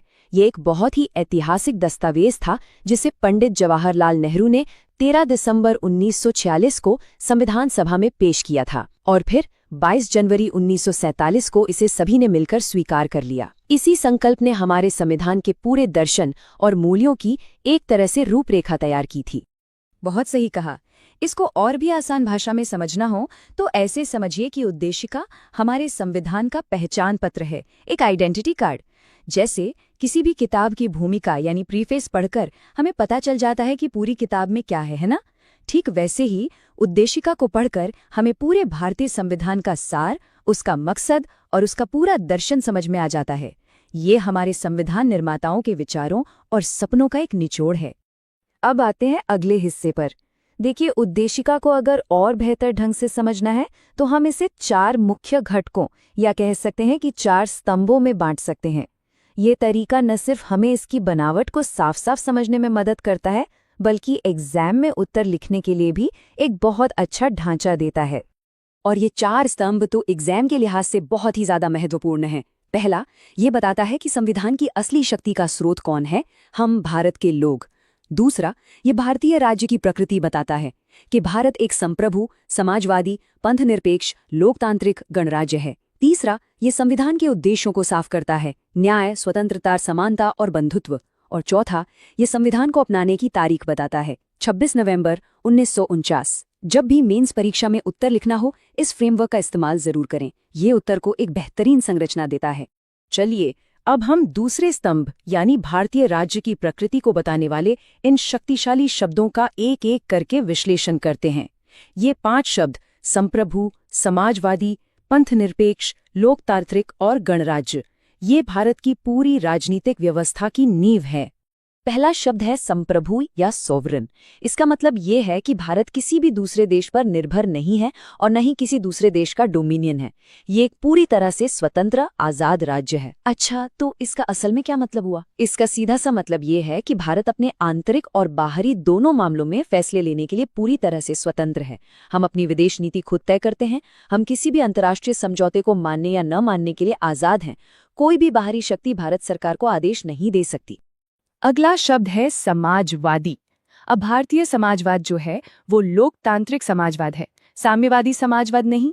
इसका मतलब ये हुआ कि हम एक मिश्रित अर्थव्यवस्था में विश्वास करते हैं जहां पब्लिक और प्राइवेट सेक्टर दोनों मिलकर देश के विकास के लिए काम करते हैं। इसका मुख्य मकसद है गरीबी, बीमारी और अवसर की जो असमानता है उसे खत्म करना। और यहीं पर आता है एक बहुत बड़ा एग्जाम अलर्ट। ये जो समाजवादी शब्द है ये मूल उद्देशिका में नहीं था। इसे 1976 में 42वें संविधान संशोधन के जरिए जोड़ा गया था। ये फैक्ट अक्सर परीक्षाओं में पूछा जाता है, तो इसे अच्छे से याद कर लीजिए। अब बात करते हैं पंथनिरपेक्ष की। देखिए, भारतीय पंथनिरपेक्षता की जो अवधारणा है वो बहुत सकारात्मक है। इसका मतलब ये नहीं है कि राज्य का धर्म से कोई लेना देना ही नहीं है, बल्कि इसका मतलब है कि भारत में सभी धर्मों को राज्य की तरफ से एक जैसा सम्मान और समर्थन मिलेगा। हमारे देश का कोई आधिकारिक धर्म नहीं है। हाँ, और ये पश्चिमी अवधारणा से बिल्कुल अलग है, जहां धर्म और राज्य के बीच एक दीवार होती है, एक सख्त अलगाव होता है। भारत में राज्य सभी धर्मों के मामलों में एक सकारात्मक और निष्पक्ष भूमिका निभाता है, ताकि हर कोई अपनी मान्यताओं का पालन आजादी से कर सके। और हाँ, ये शब्द भी समाजवादी शब्द के साथ 42वें संशोधन से ही जोड़ा गया था। अगला शब्द है लोकतांत्रिक। इसका सीधा सा अर्थ है कि जो सर्वोच्च शक्ति है वो जनता के हाथों में है। अब लोकतंत्र दो तरह का होता है, एक प्रत्यक्ष और दूसरा अप्रत्यक्ष। भारत में हम अप्रत्यक्ष लोकतंत्र का पालन करते हैं, जहां जनता सीधे शासन नहीं करती बल्कि अपने प्रतिनिधियों को चुनती है और उनके माध्यम से शासन करती है। हाँ, और इसका सबसे अच्छा उदाहरण तो हमारे चुनाव हैं। हम सब अपने प्रतिनिधि चुनते हैं जो हमारी ओर से सरकार चलाते हैं और कानून बनाते हैं। लेकिन एक और बात, उद्देशिका सिर्फ राजनीतिक लोकतंत्र की ही बात नहीं करती, बल्कि सामाजिक और आर्थिक लोकतंत्र की भी बात करती है। इसका लक्ष्य समाज में हर स्तर पर समानता लाना है। और इस श्रेणी का आखिरी शब्द है गणराज। देखिए, एक गणराज में जो राज्य का प्रमुख होता है यानी हेड ऑफ द स्टेट, वो हमेशा एक निश्चित समय के लिए चुना जाता है। वो पद वंशानुगत नहीं होता। ये राजशाही यानी मोनार्की का ठीक उल्टा है, जैसे ब्रिटेन में, जहां राज्य के प्रमुख वहां की रानी या राजा होते हैं। बिल्कुल सही। भारत में हमारे राज्य के प्रमुख राष्ट्रपति हैं, जो अप्रत्यक्ष रूप से एक निश्चित कार्यकाल के लिए चुने जाते हैं। ये भारत और ब्रिटेन की राजनीतिक व्यवस्था के बीच एक बहुत बड़ा और बुनियादी अंतर है, और ये अक्सर एग्जाम में पूछ लिया जाता है। चलिए, तो अब हम उद्देशिका के दिल में उतरते हैं। अब बात करते हैं उन महान आदर्शों और मकसदों की जिनका वादा उद्देशिका भारत के हर एक नागरिक से करती है, और ये हैं न्याय, स्वतंत्रता, समानता और बंधुत्व। ये सिर्फ शब्द नहीं है, ये हमारे संविधान का मूल आधार है, उसकी आत्मा है। उद्देशिका 3 तरह के न्याय की बात करती है: सामाजिक, आर्थिक और राजनीतिक। सामाजिक न्याय का मतलब है कि जाति, रंग, धर्म, लिंग या जन्मस्थान के आधार पर किसी भी नागरिक के साथ कोई भेदभाव नहीं होगा। आर्थिक न्याय का मतलब है कि आर्थिक कारणों से किसी के साथ भेदभाव ना हो और आय और संपत्ति की असमानता को कम किया जाए। और राजनीतिक न्याय का अर्थ है कि सभी नागरिकों को बराबर राजनीतिक अधिकार मिले, जैसे वोट देने का अधिकार। मिसाल के तौर पर, देश का कोई भी योग्य नागरिक, चाहे वो किसी भी पृष्ठभूमि से हो, चुनाव लड़कर सर्वोच्च पद तक पहुंच सकता है। इन सभी को मौलिक अधिकारों और नीति निदेशक तत्वों के जरिए सुरक्षित किया गया है। अगला आदर्श है स्वतंत्रता। अब इसका मतलब सिर्फ बंधनों का न होना नहीं है, बल्कि व्यक्ति के व्यक्तित्व के विकास के लिए अवसर प्रदान करना भी है। हमारा संविधान हमें विचार, अभिव्यक्ति, विश्वास, धर्म और उपासना की स्वतंत्रता की पूरी गारंटी देता है। लेकिन ये जरूर याद रखें कि यह स्वतंत्रता असीमित नहीं है, ये क्वालिफाइड है, यानी इस पर संविधान के दायरे में रहकर कुछ उचित प्रतिबंध लगाए जा सकते हैं। ये स्वतंत्रता हमें अनुच्छेद 19 और 25 जैसे मौलिक अधिकारों में साफ तौर पर मिलती है। इसके बाद आती है समानता। इसका बहुत सीधा सा मतलब है कि समाज में किसी भी व्यक्ति या किसी भी वर्ग को कोई खास दर्जा नहीं मिलेगा और हर किसी को बिना किसी भेदभाव के आगे बढ़ने के बराबर मौके दिए जाएंगे। हमारा संविधान समानता के 3 आयामों को सुनिश्चित करता है: नागरिक, राजनीतिक और आर्थिक समानता, जो हमें अनुच्छेद 14, 15, 16 और 39 जैसे प्रावधानों में देखने को मिलती हैं। और आखिर में बंधुत्व, जिसका अर्थ है भाईचारे की भावना। हमारा संविधान एकल नागरिकता यानी सिंगल सिटीजनशिप की व्यवस्था के माध्यम से इस भावना को बढ़ावा देता है। बंधुत्व के 2 उद्देश्य हैं: पहला, हर एक व्यक्ति की गरिमा को सुनिश्चित करना, और दूसरा, राष्ट्र की एकता और अखंडता को बनाए रखना। और हाँ, यहाँ जो अखंडता शब्द है, ये भी 42वें संशोधन के जरिए 1976 में ही जोड़ा गया था। अब एक बहुत ही दिलचस्प और महत्वपूर्ण कानूनी बहस पर आते हैं। सवाल ये था कि क्या उद्देशिका संविधान का हिस्सा है? इस एक सवाल पर सुप्रीम कोर्ट के विचार समय के साथ कैसे बदले, ये जानना बहुत जरूरी है। ये पूरी बहस 2 प्रमुख ऐतिहासिक मामलों के इर्द गिर्द घूमती है। जी हाँ, और ये एक बहुत बड़ा बदलाव था। देखिए, 1960 के बेरूबारी यूनियन मामले में सुप्रीम कोर्ट ने ये माना था कि उद्देशिका संविधान का हिस्सा नहीं है। लेकिन फिर 1973 के ऐतिहासिक केशवानंद भारती मामले में सुप्रीम कोर्ट ने अपने ही पुराने फैसले को पूरी तरह से पलट दिया और ये साफ साफ कहा कि उद्देशिका संविधान का एक अभिन्न अंग है। ये एक लैंडमार्क फैसला था जिसने भारतीय कानून की दिशा ही बदल दी। इस टाइमलाइन से पूरी कानूनी यात्रा बिल्कुल स्पष्ट हो जाती है। 1960 बेरूबारी केस उद्देशिका हिस्सा नहीं है। फिर 1973 केशवानंद भारती केस उद्देशिका संविधान का हिस्सा है और संसद अनुच्छेद 368 के तहत इसमें संशोधन भी कर सकती है, लेकिन इसके मूल ढांचे यानी बेसिक स्ट्रक्चर को नहीं बदल सकती। और इसी फैसले के आधार पर 1976 में 42वां संशोधन किया गया, जो उद्देशिका में किया गया आज तक का पहला और एकमात्र संशोधन है। और ये रहा एक और जबरदस्त एग्जाम अलर्ट। 42वें संशोधन ने उद्देशिका में 3 नए शब्द जोड़े थे। इनको बिल्कुल रट लीजिए: समाजवादी, सोशलिस्ट, पंथनिरपेक्ष, सेक्युलर और अखंडता, इंटीग्रिटी। परीक्षा में ये बार बार पूछा जाता है कि कौन से शब्द जोड़े गए और किस संशोधन के तहत जोड़े गए, और साल भी याद रखें, 1976। तो अब हम अपनी चर्चा के अंतिम चरण में हैं। आइए उद्देशिका के महत्व को और परीक्षा के लिए कुछ अंतिम सुझावों को संक्षेप में समझ लेते हैं। उद्देशिका हमारे संविधान निर्माताओं के महान और उदात्त दृष्टिकोण को दिखाती है। ये उन मूल सिद्धांतों का प्रतीक है जिन पर हमारा पूरा संविधान आधारित है। संविधान सभा के एक बहुत ही प्रमुख सदस्य थे के.एम. मुंशी। उनका ये कथन बहुत गहरा है। उन्होंने उद्देशिका को हमारी राजनीतिक जन्मकुंडली कहा था। मतलब जैसे एक जन्मकुंडली किसी व्यक्ति के भविष्य का खाका खींचती है, ठीक वैसे ही उद्देशिका हमारे संप्रभु लोकतांत्रिक गणराज्य के भविष्य की रूपरेखा और उसके लक्ष्यों को हमारे सामने रखती है। इस कथन का उपयोग मेंस के उत्तरों में करने से वो और भी प्रभावशाली बन सकते हैं। चलिए अब एग्जाम के लिए सबसे जरूरी बातें एक बार फिर से जल्दी से दोहराते हैं। याद रखिएगा, संविधान को अपनाने की तिथि है 26 नवंबर 1949 और इसे पूरी तरह लागू करने की तिथि है 26 जनवरी 1950, जिसे हम गणतंत्र दिवस के रूप में मनाते हैं। शक्ति का स्रोत कौन है? हम, भारत के लोग। सबसे मुख्य संशोधन कौन सा था? 42वां 1976 में, जिसने 3 शब्द जोड़े: समाजवादी, पंथनिरपेक्ष और अखंडता। और सबसे ऐतिहासिक मामला केशवानंद भारती केस 1973, जिसने ये तय किया कि उद्देशिका संविधान का ही हिस्सा है। और एक आखिरी लेकिन बहुत महत्वपूर्ण बात, उद्देशिका गैर न्यायिक है, नॉन जस्टिसेबल है। इसका मतलब है कि इसके प्रावधानों को लागू कराने के लिए सीधे अदालत नहीं जाया जा सकता। तो जैसा कि हमने शुरू में कहा था, उद्देशिका संविधान का पहचान पत्र है, लेकिन ये सिर्फ एक दस्तावेज नहीं है, ये एक जीवित दर्शन है। तो अंत में हम सभी के लिए एक विचार छोड़ जाते हैं। 21वीं सदी में भारत की यात्रा को ये पहचान किस तरह से आकार दे रही है और भविष्य में इसका क्या महत्व होगा, इस पर विचार जरूर कीजिए। क्या हमारे संविधान में 395 आर्टिकल्स हैं या फिर 465 से भी ज्यादा? ये कंफ्यूजन बहुत आम है, पर चिंता मत कीजिए, आज हम इस नंबर की पहेली को हमेशा के लिए सुलझा देंगे। ये सवाल बहुत ही दिलचस्प है और इसका जवाब भी। देखिए, मजे की बात यह है कि दोनों ही नंबर अपनी अपनी जगह सही हैं।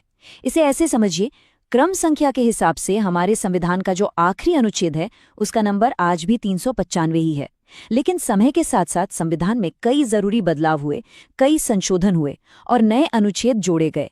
अब इन्हें अलग से नंबर देने के बजाय मौजूदा अनुच्छेदों में ही क ख लगाकर जोड़ दिया गया, जैसे अनुच्छेद 21 क, जो शिक्षा का अधिकार है। तो जब हम इन सबको एक साथ गिनते हैं तो ये गिनती 465 के भी पार चली जाती है। तो क्रम से देखें तो 395 और कुल गिनती में 465 से भी ज्यादा। वाह, क्या बढ़िया तरीके से समझाया है। तो अब ये नंबर का कंफ्यूजन तो दूर हो गया।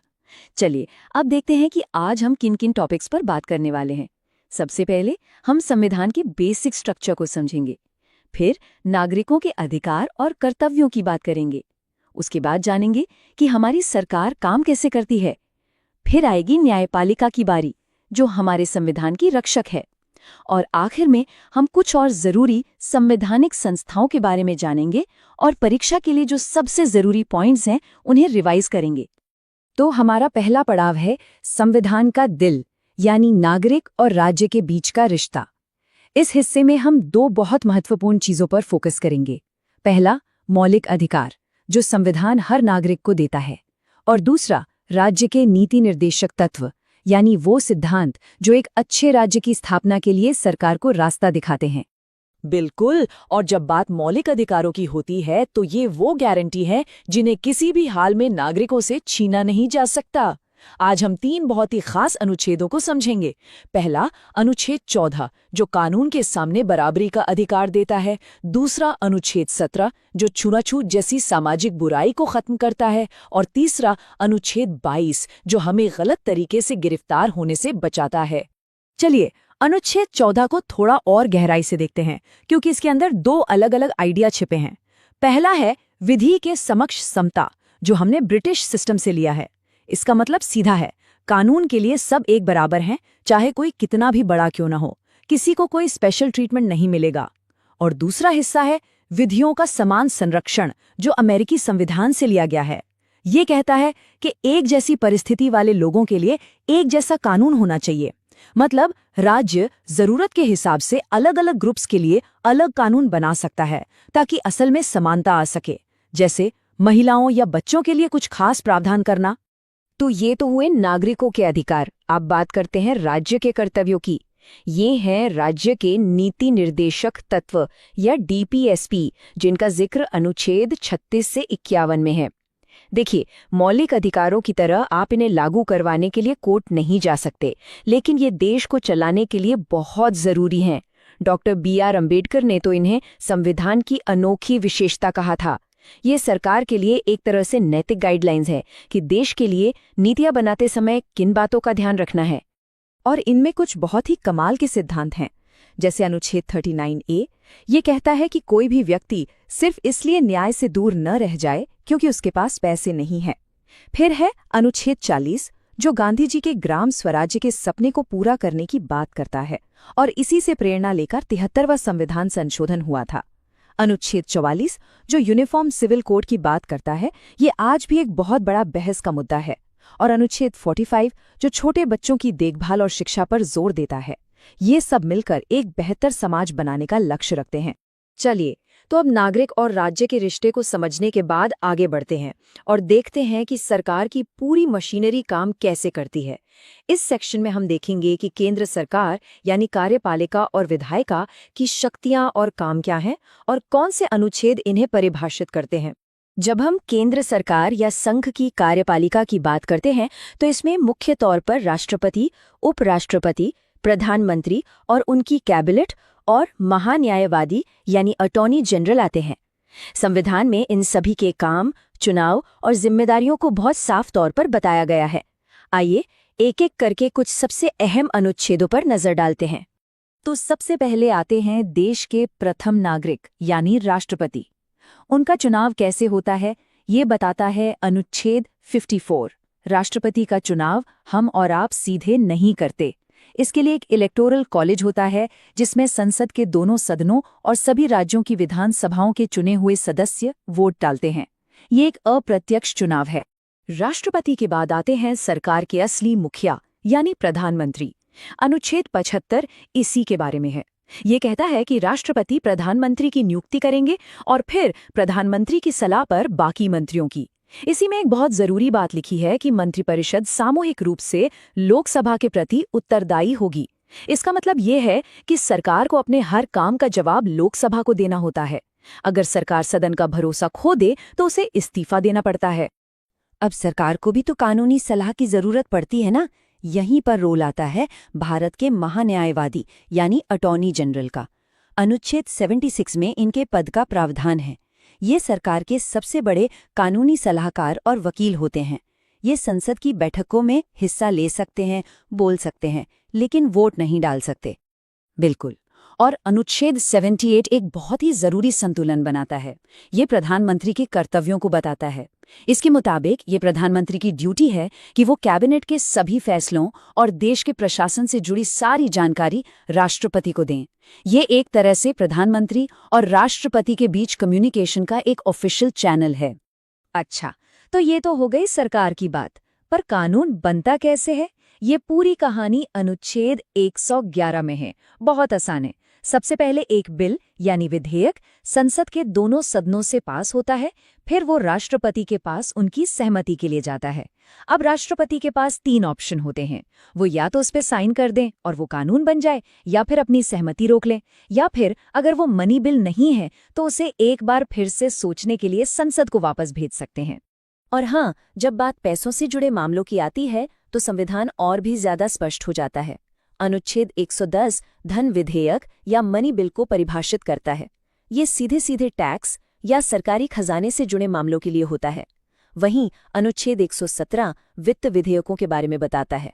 यहाँ एक बात याद रखिएगा, हर मनी बिल एक फाइनेंस बिल होता है, पर हर फाइनेंस बिल मनी बिल नहीं होता।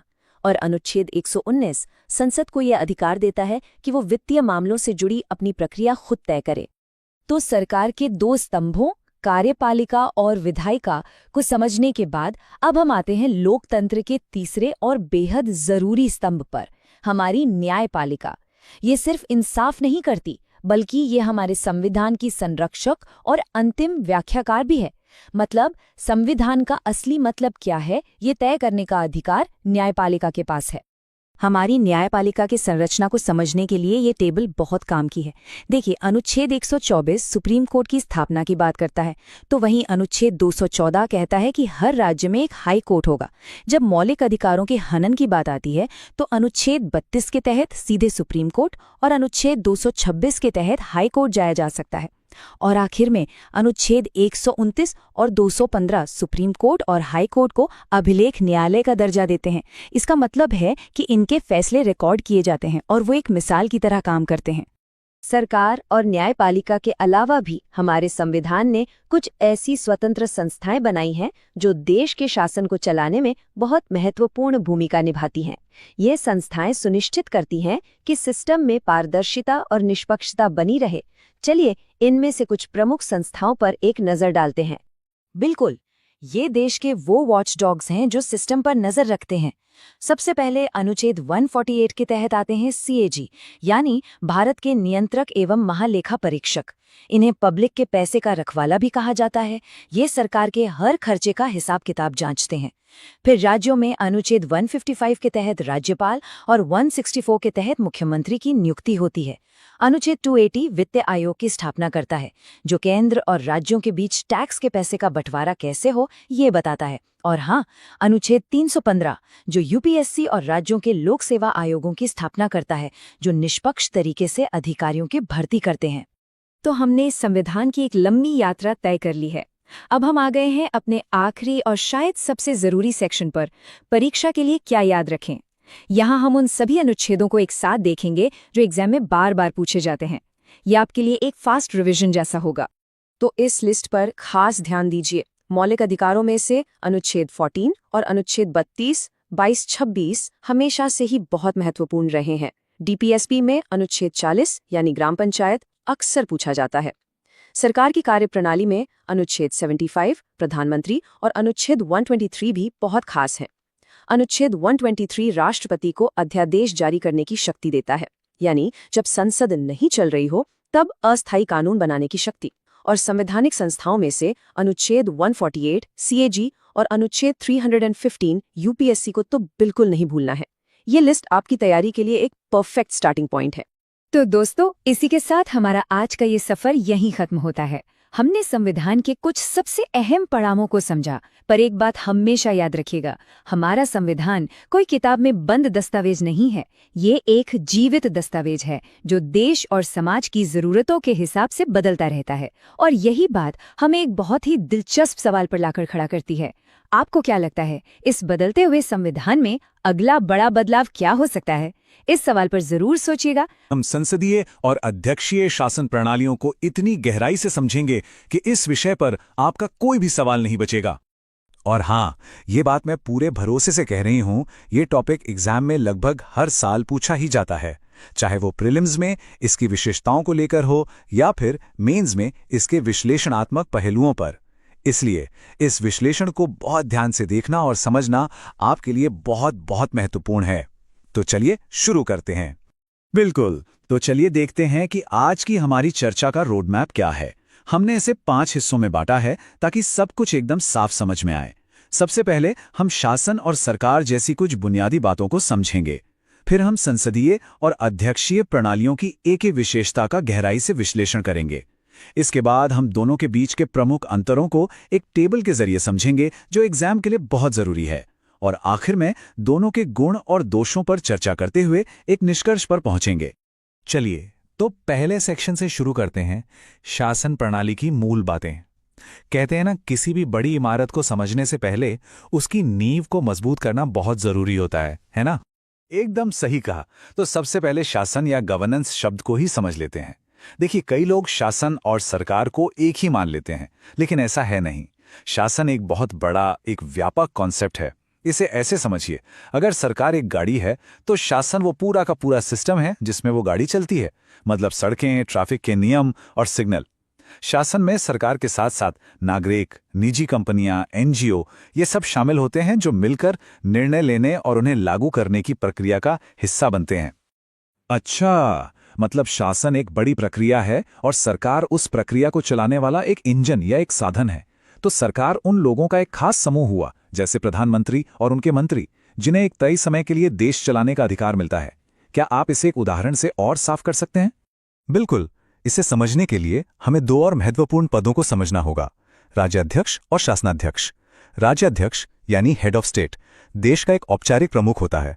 वो पूरे राष्ट्र की एकता का प्रतीक है, जैसे भारत के राष्ट्रपति या ब्रिटेन की महारानी।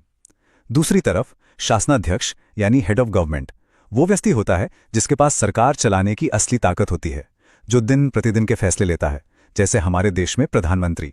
संसदीय प्रणाली को समझने के लिए ये अंतर जानने ही सबसे पहली सीढ़ी है। बहुत बढ़िया। अब जब नींव एकदम साफ हो गई है तो चलिए अपने दूसरे सेक्शन पर चलते हैं, संसदीय प्रणाली का विश्लेषण। इस सिस्टम को अक्सर वेस्टमिंस्टर मॉडल भी कहा जाता है। ऐसा इसलिए क्योंकि इसकी शुरुआत ब्रिटिश संसद से हुई थी, जो लंदन के वेस्टमिंस्टर पैलेस में है। भारत ने भी इसी मॉडल को कुछ बदलावों के साथ अपनाया है। संसदीय प्रणाली की पहचान उसकी कुछ खासियतों से होती है। ये इस सिस्टम के डीएनए की तरह हैं। चलिए एक एक करके इन्हें देखते हैं। जैसा कि आप देख सकते हैं, इसमें दोहरी कार्यपालिका, बहुमत दल का शासन और सामूहिक उत्तरदायित्व जैसे सिद्धांत शामिल हैं। प्रधानमंत्री का नेतृत्व इसका केंद्र बिंदु होता है और शक्तियों का संलयन इसकी सबसे अनोखी विशेषता है। चलिए अब इनमें से जो सबसे महत्वपूर्ण हैं उन पर थोड़ी और गहराई से बात करते हैं। तो पहली और सबसे अहम विशेषता है दोहरी कार्यपालिका। इसका मतलब तो यही हुआ कि पावर दो लोगों में बटी है, लेकिन असली शक्ति किसके हाथ में होती है? आप इसे भारत के संदर्भ में समझा सकते हैं? हाँ बिल्कुल। भारत में राष्ट्रपति हमारे राज्याध्यक्ष हैं, यानी हेड ऑफ स्टेट। वो नाम मात्र के कार्यकारी प्रमुख हैं। संविधान के अनुसार सारे काम उनके नाम पर होते हैं, लेकिन यहीं पर अनुच्छेद 74 आता है, जो ये साफ करता है कि राष्ट्रपति अपने काम मंत्रिपरिषद की सलाह पर ही करेंगे। तो असली शक्ति प्रधानमंत्री, जो कि शासनाध्यक्ष हैं, और उनके मंत्रिमंडल के पास होती है। सरकार के सभी बड़े फैसले वही लेते हैं। और अब बात करते हैं उस सिद्धांत की जिसे संसदीय प्रणाली का आधार माना जाता है, सामूहिक उत्तरदायित्व। इसका जिक्र संविधान के अनुच्छेद 75(3) में है। इसका मतलब है कि पूरी मंत्रिमंडल यानी सारे मंत्री एक टीम की तरह काम करते हैं और अपने हर काम के लिए लोकसभा के प्रति जवाबदेह होते हैं। अगर संसद में किसी एक मंत्री के खिलाफ भी अविश्वास प्रस्ताव पारित हो जाए तो सिर्फ उस मंत्री को नहीं बल्कि प्रधानमंत्री समेत पूरी कैबिनेट को इस्तीफा देना पड़ता है। इसीलिए कहा जाता है कि वे एक साथ तैरते हैं और एक साथ डूबते हैं। ये तो बहुत दिलचस्प है कि संसदीय प्रणाली में कार्यपालिका और विधायिका कैसे एक दूसरे से इतनी गहराई से जुड़ी हुई हैं। अब चलिए इसके बिल्कुल उलट एक प्रणाली को देखते हैं, हमारे तीसरे सेक्शन में, अध्यक्षीय प्रणाली का विश्लेषण। जैसा कि आप देख सकते हैं, इसका मूल विचार ही शक्तियों के पृथक्करण पर आधारित है। अध्यक्षीय प्रणाली का ढांचा संसदीय प्रणाली से एकदम अलग होता है। यहां आपको एकल कार्यपालिका देखने को मिलती है, मतलब राष्ट्रपति ही राज्याध्यक्ष भी हैं और शासनाध्यक्ष भी, कोई दो अलग अलग पद नहीं। इसका सबसे अच्छा उदाहरण है संयुक्त राज्य अमेरिका। राष्ट्रपति का चुनाव एक निश्चित कार्यकाल के लिए होता है और वो अपनी नीतियों के लिए विधायिका के प्रति सीधे जवाबदेह नहीं होते हैं। और इसकी सबसे बड़ी पहचान है सरकार के तीनों अंगों, कार्यपालिका, विधायिका और न्यायपालिका के बीच शक्तियों का साफ साफ बंटवारा। तो शक्तियों का पृथक्करण, इसका मतलब है कि सरकार के तीनों अंग अपने अपने दायरे में रहकर काम करते हैं और एक दूसरे के काम में दखल नहीं देते। लेकिन यह संसदीय प्रणाली के शक्तियों के संलयन से कैसे अलग है? बहुत अच्छा सवाल है। देखिए, संसदीय प्रणाली में कार्यपालिका यानी मंत्री विधायिका यानी संसद के सदस्यों में से ही चुने जाते हैं, इसलिए दोनों आपस में जुड़े हुए हैं। लेकिन अध्यक्षीय प्रणाली में, जैसे अमेरिका में, राष्ट्रपति और उनके कैबिनेट सचिव कांग्रेस मतलब वहां की विधायिका के सदस्य नहीं हो सकते। वो पूरी तरह से अलग हैं। ये सिस्टम नियंत्रण और संतुलन यानी चेक्स एंड बैलेंसेस के सिद्धांत पर काम करता है, जहां हर अंग दूसरे पर नजर रखता है। जैसे राष्ट्रपति किसी कानून को वीटो कर सकते हैं, तो वहीं कांग्रेस उस वीटो को भी खारिज कर सकती है या राष्ट्रपति पर महाभियोग भी चला सकती है।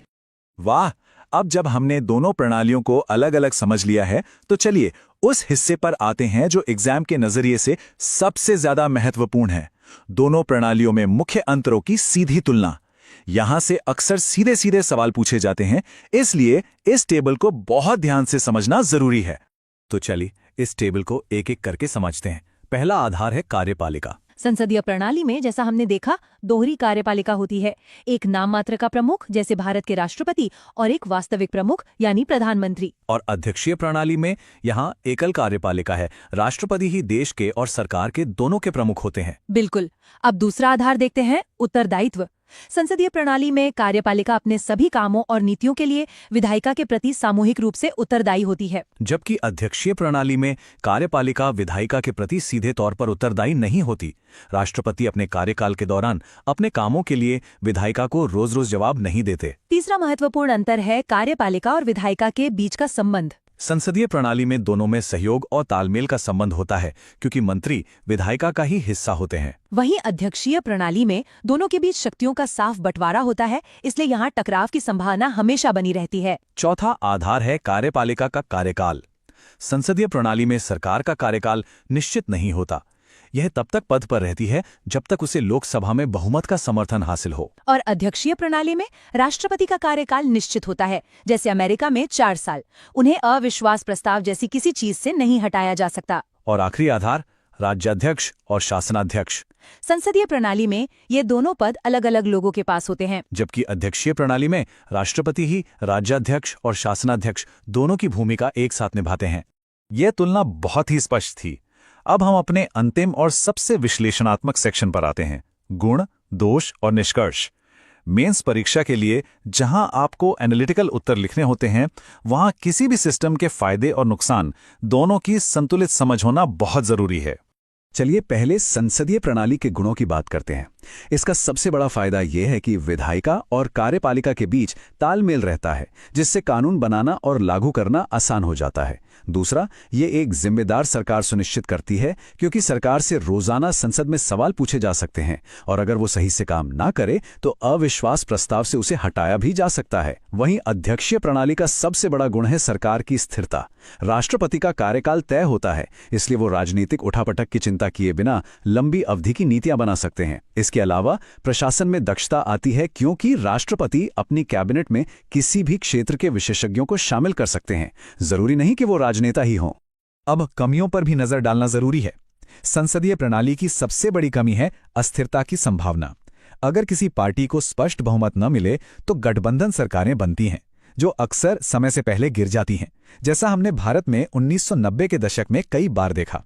साथ ही अगर किसी एक दल को बहुत ज्यादा बहुमत मिल जाए तो कैबिनेट के तानाशाही करने का खतरा भी बना रहता है। दूसरी तरफ अध्यक्षीय प्रणाली में कार्यपालिका और विधायिका के बीच टकराव का खतरा हमेशा बना रहता है। सोचिए, अगर राष्ट्रपति एक पार्टी का हो और संसद में दूसरी पार्टी का बहुमत हो तो काम करना बहुत मुश्किल हो जाता है। अमेरिका में होने वाले गवर्नमेंट शटडाउन इसी का उदाहरण है। साथ ही इसे कुछ हद तक एक गैर जिम्मेदार सरकार भी कहा जा सकता है, क्योंकि राष्ट्रपति 4 साल तक सीधे तौर पर विधायिका के प्रति जवाबदेही नहीं होते। और यहाँ आप सभी के लिए एक बहुत ही काम की एग्जाम टिप। जब भी आपसे इन दो प्रणालियों की तुलना करने के लिए कहा जाए तो हमेशा एक टेबल बनाकर या बिंदुओं में अपना उत्तर लिखें। इससे आपका उत्तर साफ सुथरा और स्ट्रक्चर्ड लगता है और किसी भी एनालिटिकल सवाल में अपना पक्ष रखने से पहले दोनों प्रणालियों के गुण और दोष जरूर बताएं। इससे एग्जामिनर को आपकी बैलेंस्ड समझ का पता चलता है और आपको ज्यादा से ज्यादा नंबर मिलते हैं। तो चलिए आज की पूरी चर्चा को 3 मुख्य बिंदुओं में समेटते हैं।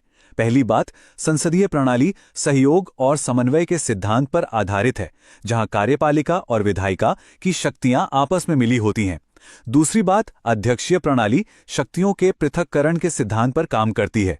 और तीसरी और सबसे महत्वपूर्ण बात, दोनों के बीच का जो मूल अंतर है वो कार्यपालिका की विधायिका के प्रति जवाबदेही में छिपा है। तो आज हमने इन दोनों शासन प्रणालियों को विस्तार से समझा। हमारे संविधान निर्माताओं ने संसदीय प्रणाली को इसलिए अपनाया क्योंकि ये भारत जैसे विविधता से भरे समाज को प्रतिनिधित्व देने और एक जिम्मेदार सरकार बनाने के लिए बेहतर मानी गई। लेकिन इसके सामने अस्थिरता की चुनौती भी रही है। वहीं अध्यक्षीय प्रणाली स्थिरता तो देती है, पर उसमें टकराव और तानाशाही का खतरा भी है। तो ये सवाल जरूर सोचिएगा कि आज के बदलते समय में भारत के भविष्य के लिए कौन सा रास्ता ज्यादा बेहतर है, जिम्मेदारी वाला मौजूदा मॉडल या फिर स्थिरता देने वाला कोई और विकल्प। हम बात कर रहे हैं आधुनिक भारत के निर्माण की। यह सिर्फ एक कहानी नहीं है, बल्कि उस बहुत बड़ी और मुश्किल प्रक्रिया को समझने की कोशिश है कि कैसे आजादी के बाद एक बिखरे हुए नक्शे को जोड़कर एक मजबूत अखंड राष्ट्र की नींव रखी गई। तो चलिए इस सफर की शुरुआत एक सवाल से करते हैं। जरा सोचिए, 15 अगस्त 1947 की सुबह जब भारत ने आजादी की पहली सांस ली, तो उसका नक्शा असल में दिखता कैसा था? कल्पना कीजिए एक ऐसा नक्शा जो आज के भारत से एकदम अलग था, जहां सैकड़ों छोटी बड़ी रियासतें अपनी अलग पहचान और अपने अलग झंडे के साथ मौजूद थीं। ये आज जैसा एक भारत नहीं था, बल्कि चुनौतियों से भरा एक बहुत ही उलझा हुआ नक्शा था। और उन चुनौतियों का पैमाना आप इस एक नंबर से समझ सकते हैं, 552। जी हाँ, ये ब्रिटिश भारत की भौगोलिक सीमाओं के अंदर मौजूद देसी रियासतों की संख्या थी। सोचिए, हर रियासत का अपना राजा या नवाब, अपना प्रशासन, अपने कानून और अपनी पहचान। इन सबको एक साथ एक लोकतांत्रिक ढांचे में लाना, ये शायद दुनिया के इतिहास की सबसे बड़ी पॉलिटिकल इंजीनियरिंग की चुनौतियों में से एक था। तो इतनी बड़ी और उलझी हुई कहानी को हम समझेंगे कैसे? आज के इस सफर को और आसान बनाने के लिए हम इसे कुछ हिस्सों में बांट कर देखेंगे। सबसे पहले एक नए राष्ट्र के सामने क्या चुनौती थी, फिर उन देसी रियासतों का ऐतिहासिक एकीकरण कैसे हुआ, उसके बाद उठी भाषाई राज्यों की मांग, फिर आया राज्य पुनर्गठन आयोग, भारत का बदलता नक्शा और आखिर में हम उस संवैधानिक ढांचे को समझेंगे जो आज भी इन बदलावों को मुमकिन बनाता है। चलिए पहले हिस्से से शुरू करते हैं। देखिए, भारतीय स्वतंत्रता अधिनियम 1947 ने हमें आज़ादी तो दी, लेकिन साथ ही एक बहुत बड़ा संकट भी खड़ा कर दिया। इस कानून के तहत ब्रिटिश सरकार ने इन 552 रियासतों पर से अपनी संप्रभुता यानी कंट्रोल खत्म कर दिया। इसे ही लैप्स ऑफ पैरामाउंसी कहते हैं। इसका सीधा सा मतलब ये था कि ब्रिटिश ताज का इन रियासतों पर से नियंत्रण खत्म हो गया था और वो तकनीकी तौर पर पूरी तरह से आज़ाद हो गई थीं। बिल्कुल, और इसी वजह से इन सभी रियासतों के शासकों को 3 विकल्प दिए गए थे। पहला, वो भारत में शामिल हो सकते थे, दूसरा, वो पाकिस्तान में शामिल हो सकते थे, या फिर तीसरा, वो एक स्वतंत्र देश के तौर पर भी बने रह सकते थे। ये एक बहुत ही खतरनाक सिचुएशन थी, क्योंकि अगर ज्यादातर बड़ी रियासतें स्वतंत्र रहने का फैसला कर लेती, तो भारत का नक्शा किसी फटे हुए कपड़े की तरह टुकड़ों में बंट जाता और एक मजबूत राष्ट्र का सपना शायद कभी पूरा ही नहीं हो पाता। अब आते हैं दूसरे और शायद सबसे जरूरी हिस्से पर, देसी रियासतों का एकीकरण। ये नए नए आज़ाद हुए भारत के लिए पहली और सबसे बड़ी परीक्षा थी। ये सिर्फ एक राजनीतिक चुनौती नहीं थी, बल्कि ये भारत के विचार की ही परीक्षा थी। देश का भविष्य इस बात पर टिका था कि सरदार वल्लभ भाई पटेल और वीपी मेनन की जोड़ी इस चुनौती से कैसे निपटती है। और इस परीक्षा में भारत को जबरदस्त कामयाबी मिली। सरदार पटेल की कूटनीति, जिसमें राष्ट्रवाद की अपील भी थी और जरूरत पड़ने पर दबाव भी, वो काम कर गई। 15 अगस्त 1947 तक 552 में से 549 रियासतों ने अपनी मर्जी से भारतीय संघ में शामिल होने के दस्तावेज पर दस्तखत कर दिए थे। लेकिन कहानी में ट्विस्ट अभी बाकी था। 3 रियासतें थीं जिन्होंने आनाकानी की, हैदराबाद, जूनागढ़ और कश्मीर। इन्होंने एकीकरण की प्रक्रिया में एक बड़ा संकट खड़ा कर दिया। तो अब सवाल ये था कि इन 3 रियासतों को भारत में कैसे शामिल किया जाए। इन 3 रियासतों का मामला सुलझाना बिल्कुल भी आसान नहीं था। तीनों की परिस्थितियां एक दूसरे से एकदम अलग थीं और इसीलिए तीनों के लिए एक ही फॉर्मूला काम नहीं कर सकता था। हर एक के लिए एक अलग और बहुत सधा हुआ दृष्टिकोण अपनाना पड़ा।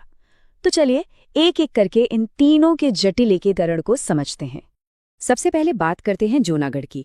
यहाँ के नवाब मुस्लिम थे और वो पाकिस्तान में शामिल होना चाहते थे, जबकि रियासत की ज्यादातर आबादी हिंदू थी जो भारत के साथ रहना चाहती थी। यहाँ भारत ने जनता की इच्छा का सम्मान किया और जनमत संग्रह यानी पब्लिक वोटिंग कराई। नतीजा बिल्कुल साफ था, लोगों ने भारी मतों से भारत के पक्ष में फैसला सुनाया।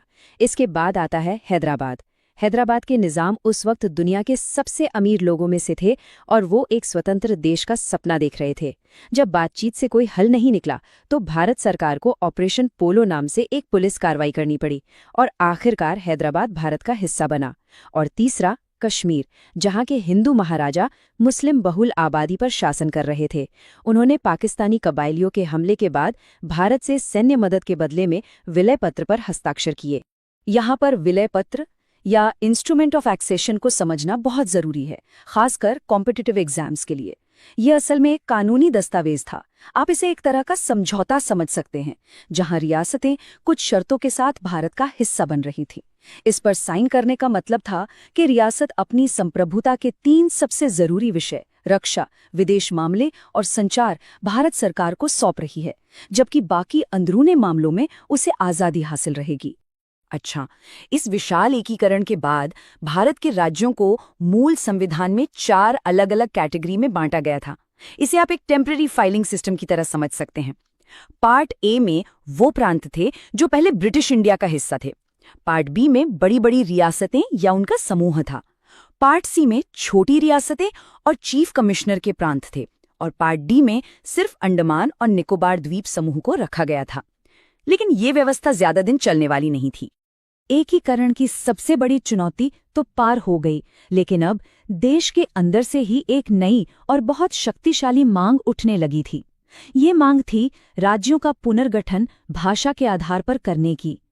देश के दक्षिणी और पश्चिमी हिस्सों में ये विचार जोर पकड़ रहा था कि अगर प्रशासन और शिक्षा स्थानीय भाषा में हो तो लोकतंत्र ज्यादा मजबूत होगा और लोगों की सांस्कृतिक पहचान भी बनी रहेगी।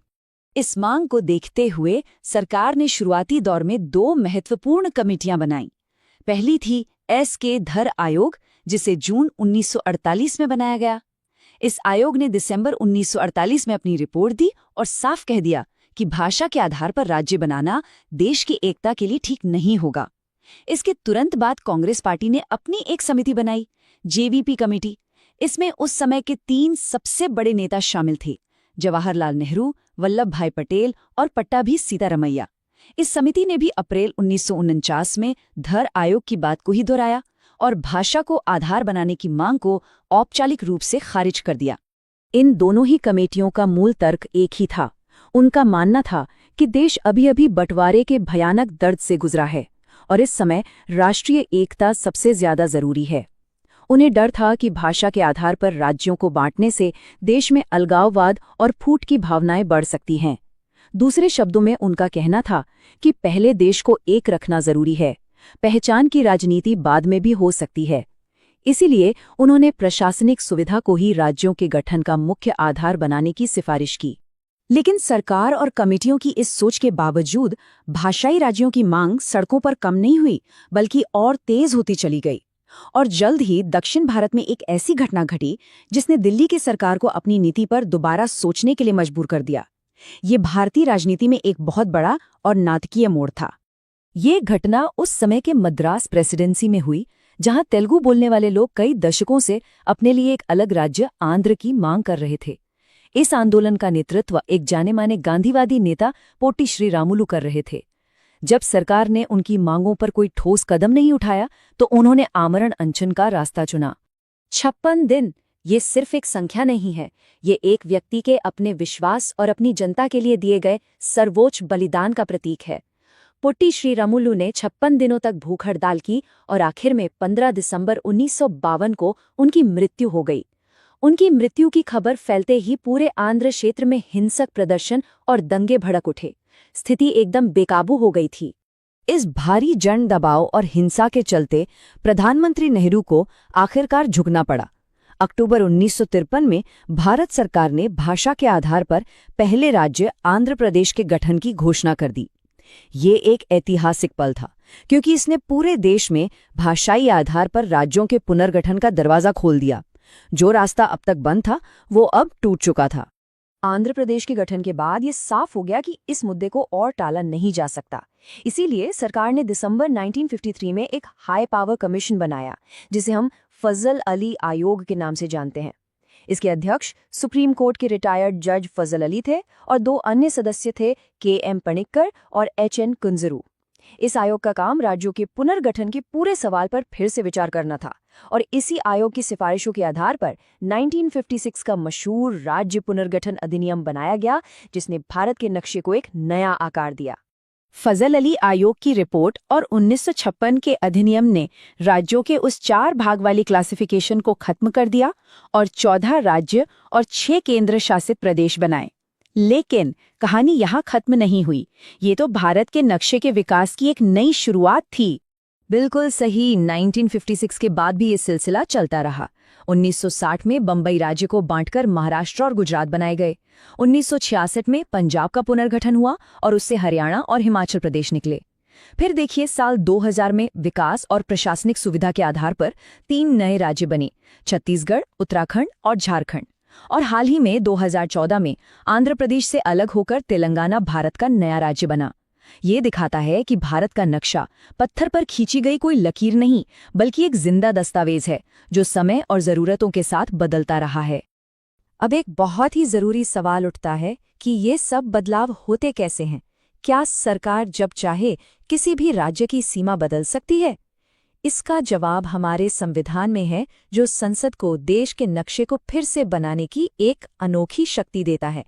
और ये कॉम्पिटिटिव एग्जाम्स के लिए एक बेहद जरूरी टॉपिक है। संविधान के 2 अनुच्छेद यहाँ सबसे ज्यादा महत्वपूर्ण हैं, आर्टिकल 2 और आर्टिकल 3। आर्टिकल 2 संसद को शक्ति देता है कि वो भारतीय संघ में नए राज्यों को शामिल कर सके, जैसे किसी बाहरी क्षेत्र को भारत में मिलाना, जैसा सिक्किम के साथ हुआ था। वहीं आर्टिकल 3 संसद को ये शक्ति देता है कि वो मौजूदा राज्यों की सीमाओं में बदलाव करके नए राज्य बना सके। इसका मतलब ये हुआ कि अगर कल संसद चाहे तो वो उत्तर प्रदेश के 4 हिस्से करके 4 नए राज्य बना सकती है। और मजे की बात यह है कि इसके लिए उसे केवल एक साधारण कानून पास करना होगा, कोई विशेष संवैधानिक संशोधन की जरूरत नहीं होती। तो इन सभी बदलावों, संघर्षों और प्रक्रियाओं के बाद आज भारत की राजनीतिक तस्वीर कुछ ऐसी है। वर्तमान में भारतीय संघ में 28 राज्य और 8 केंद्र शासित प्रदेश हैं। ये वो ढांचा है जो दशकों के मंथन, आंदोलन और संवैधानिक विकास के बाद तैयार हुआ है। तो आज के इस विश्लेषण के आखिर में एक सवाल छोड़ जाते हैं, क्या भारत में राज्यों के पुनर्गठन की प्रक्रिया वाकई में पूरी हो चुकी है, या समय, विकास की उम्मीदों और नई पहचान की मांगों के साथ भारत का ये नक्शा आगे भी बदलता रहेगा? इसका जवाब तो भविष्य ही देगा, लेकिन एक बात तय